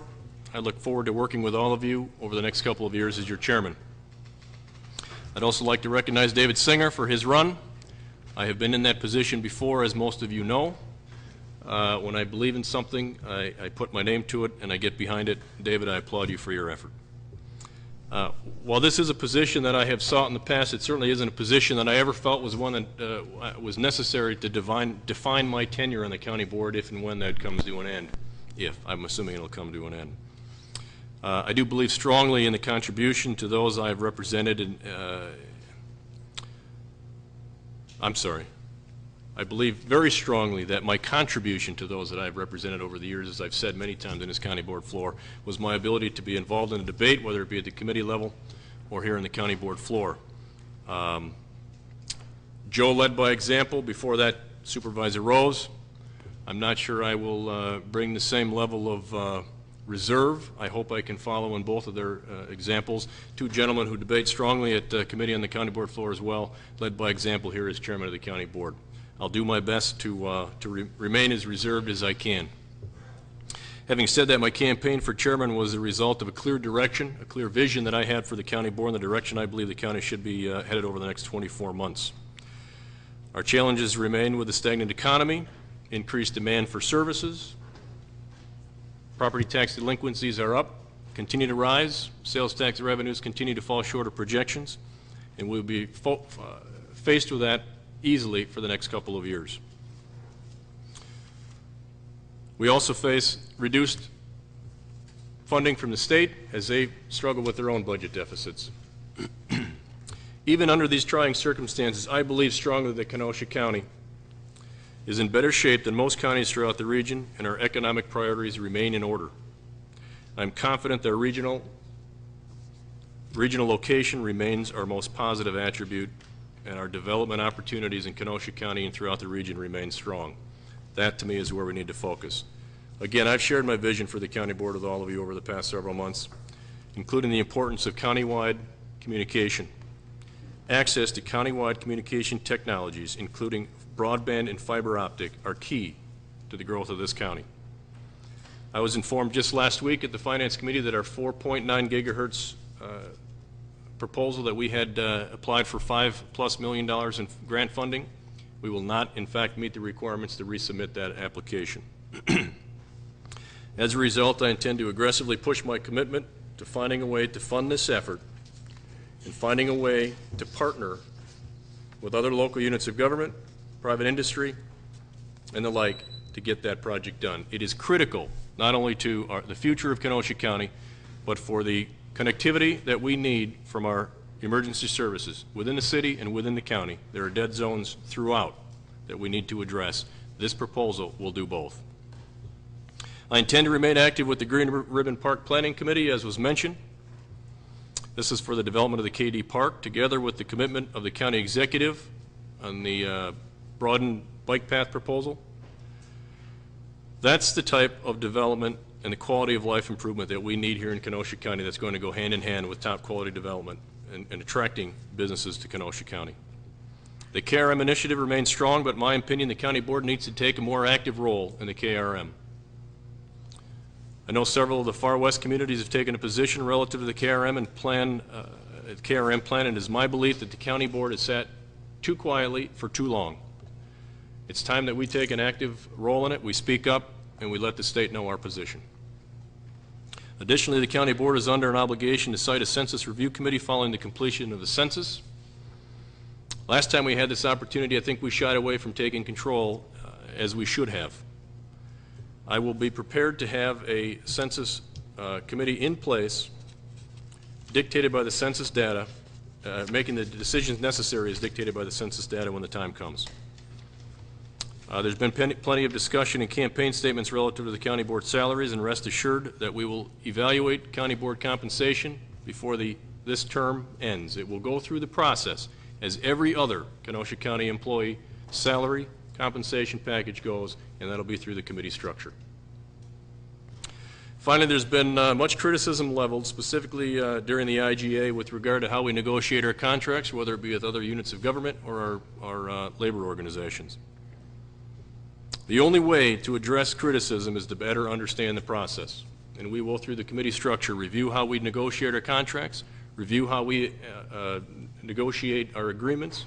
We'll take a constructive, critical look at it, and we'll make the decision as to whether or not we need to make adjustments or make improvements. Believe me, I give credit to those who negotiate our contracts and our agreements without any question. And there shouldn't be any reason why we can't be in a position to continually evaluate the processes that we have to look for ways for continual improvement. Once we have our committee set, I will convene a meeting with the committee chairs, discuss my vision, the approach to the initiatives I've laid out, and it's my intention to work with the committee chairs and each oversight committee through our proven committee structure to implement my vision, as well as the conversations that I have with each and every one of you over the past several weeks. I know what some of your mindsets are, what you're thinking, what your visions are for the county board. We happen to share quite a few of them. I believe that together we're going to set this county board up over the next 2 years to continue to make the progress that we have. Again, I want to welcome all of the new supervisors. I want to assure you that the meeting that you witnessed this evening, they don't all go that quick. There's going to be some late nights, I would suspect. There's going to be some debate and some disagreement, but at the end of the day, we'll get the work done. Again, Joe, I want to thank you, and I want to thank all of you for a vote of confidence. So the first order of business that we have is to take nominations from the floor for vice chairman. So at this point, I will open the floor up for nomination for vice chair, and I may need some help here. That's right. Supervisor Rose. All right, thank you, Mr. Chairman. I would place in nomination the name of Supervisor Ed Kubicki. Supervisor Rose has nominated Supervisor Kubicki. Is there a second? Seconded by Supervisor Zerban. Supervisor Rose. Thank you, and members of the County Board. It's with pleasure that I nominate Supervisor Ed Kubicki to the position of Vice Chair of the County Board. Supervisor Kubicki represents a city district. He has shown leadership as chairman of the Human Services Committee this last 2 years. The committee has approached controversial issues under his leadership. He has always served as chair with fairness, open-mindedness, and even-handedness. He's active in this community with the Shalom Center, Meals on Wheels, and the Senior Action Council. Additionally, he has, for some 23 years, been a firefighter in the city of Highland Park, Illinois, and commuting to that position from the home here in Kenosha. I would remind the members of the board that this county board has always had a unwritten city-county rotation policy between chairman and vice chairman. Our chairman is from the town of Summers, and while that tradition is one of an unwritten policy, and there's certainly it can be disregarded, I think the tradition has served us well. It has promoted cooperation between the city and county. It has promoted harmony, and when issues come before this board, they are looked upon as community issues as opposed to issues which are strictly issues of either a city or county function. So I would remind the board that Supervisor Kubicki is a supervisor from the city, and that the tradition that we have respected in the past has served us well. It's with great pleasure that I offer the name of Supervisor Kubicki as one who can provide this county with the kind of quality leadership that is necessary. Thank you. Thank you, Supervisor Rose. Are there any other nominations from the floor? Supervisor Bruning. Thank you, Mr. Chairman. I offer the nomination of Fred Eckerness as Vice Chairman. Supervisor Bruning has nominated Fred Eckerness. Supervisor Eckerness, is there a second? Second. Seconded by Supervisor Clark. Supervisor Bruning. Thank you, Mr. Chairman. Over the past 4 years, I've had the pleasure of working with Supervisor Eckerness, and during this time, Fred has presented a wealth of knowledge and to me regarding Kenosha County and has always responded to my questions. To those of you that do not know Fred, I present to you a lifelong resident of Kenosha County and a resident of Bristol for 39 years. He has an associate's degree in police science with a bachelor's degree in criminal justice. He's a veteran of the U.S. Navy, a graduate of the FBI National Academy and National Jail Institute. He has been a county board supervisor of District 28 for 8 years. He has served on the Legislative Committee, Administration, Highway and Parks, and for the last 4 years as the chairman of the Land Use Committee. He is also a member of the Wisconsin Counties Association Board of Directors.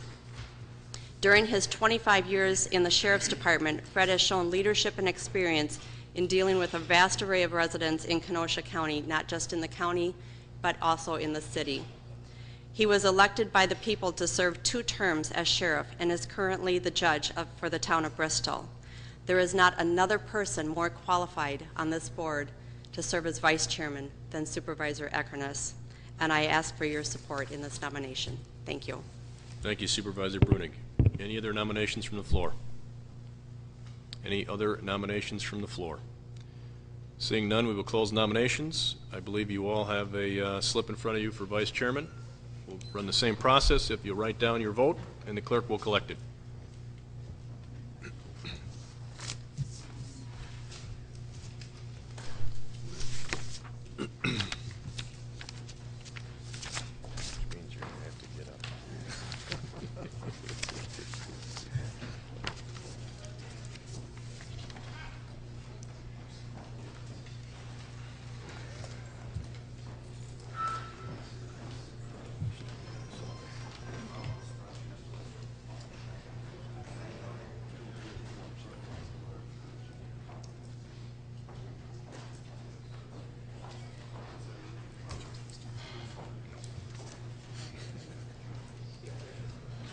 Should have put this in there first. She's gonna know.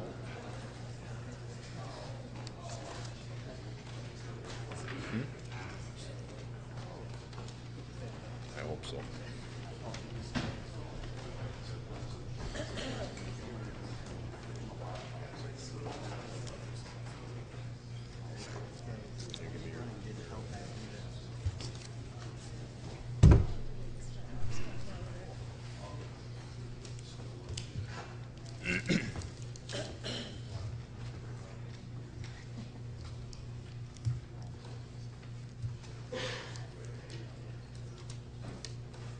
Eckerness. Eckerness. Kubicki. Kubicki. Eckerness. Eckerness. Kubicki. Eckerness.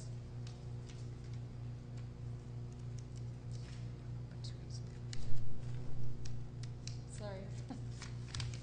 Eckerness. Kubicki. Eckerness. Eckerness. Kubicki. Kubicki. Kubicki. Eckerness. Kubicki. Eckerness. Eckerness. Eckerness. Kubicki. Eckerness. Eckerness. Eckerness. Eckerness. Eckerness. Kubicki.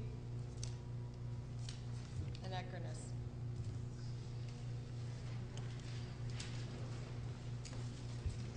Eighteen to 10. 18 to 10. Eckerness is our vice chairman. Fred?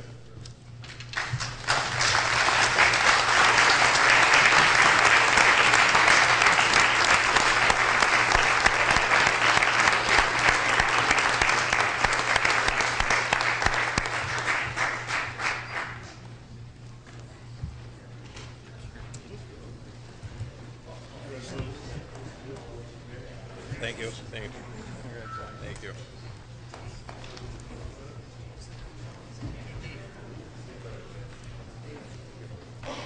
Just somebody want to say.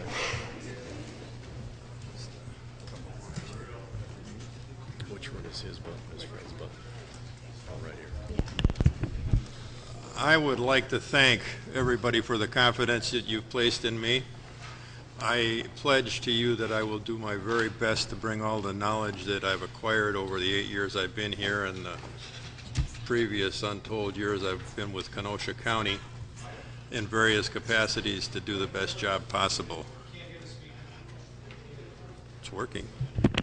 Be a little tighter. Is that better? Okay. Where was I? Well, all I can say is that I'm really grateful for the confidence that you've placed in me, and I do pledge to do the best job possible to reward the faith that you've placed in me. Thank you very much.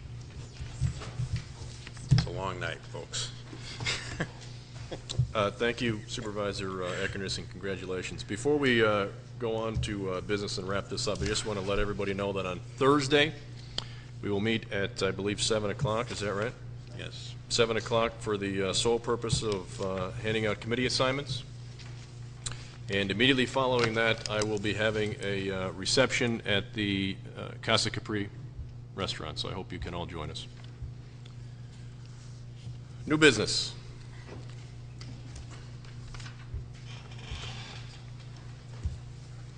New business ordinance, first reading 2 required from Highway and Parks Committee to create an ordinance on traffic controls at the intersection of County Trunk Highway H and 95th Street, Turwell Terrace. Communications? From the DOT, a jurisdictional offer for access rights to a tax deed parcel along I-94 frontage road. Refer to Land Use Committee? From George E. Melcher, Director of Planning and Development, regarding future rezonings. This time I'll entertain a motion to adjourn. Motion by Supervisor Clark, second by Supervisor Markle. All those in favor? Anyone opposed? Meeting is adjourned. Don't make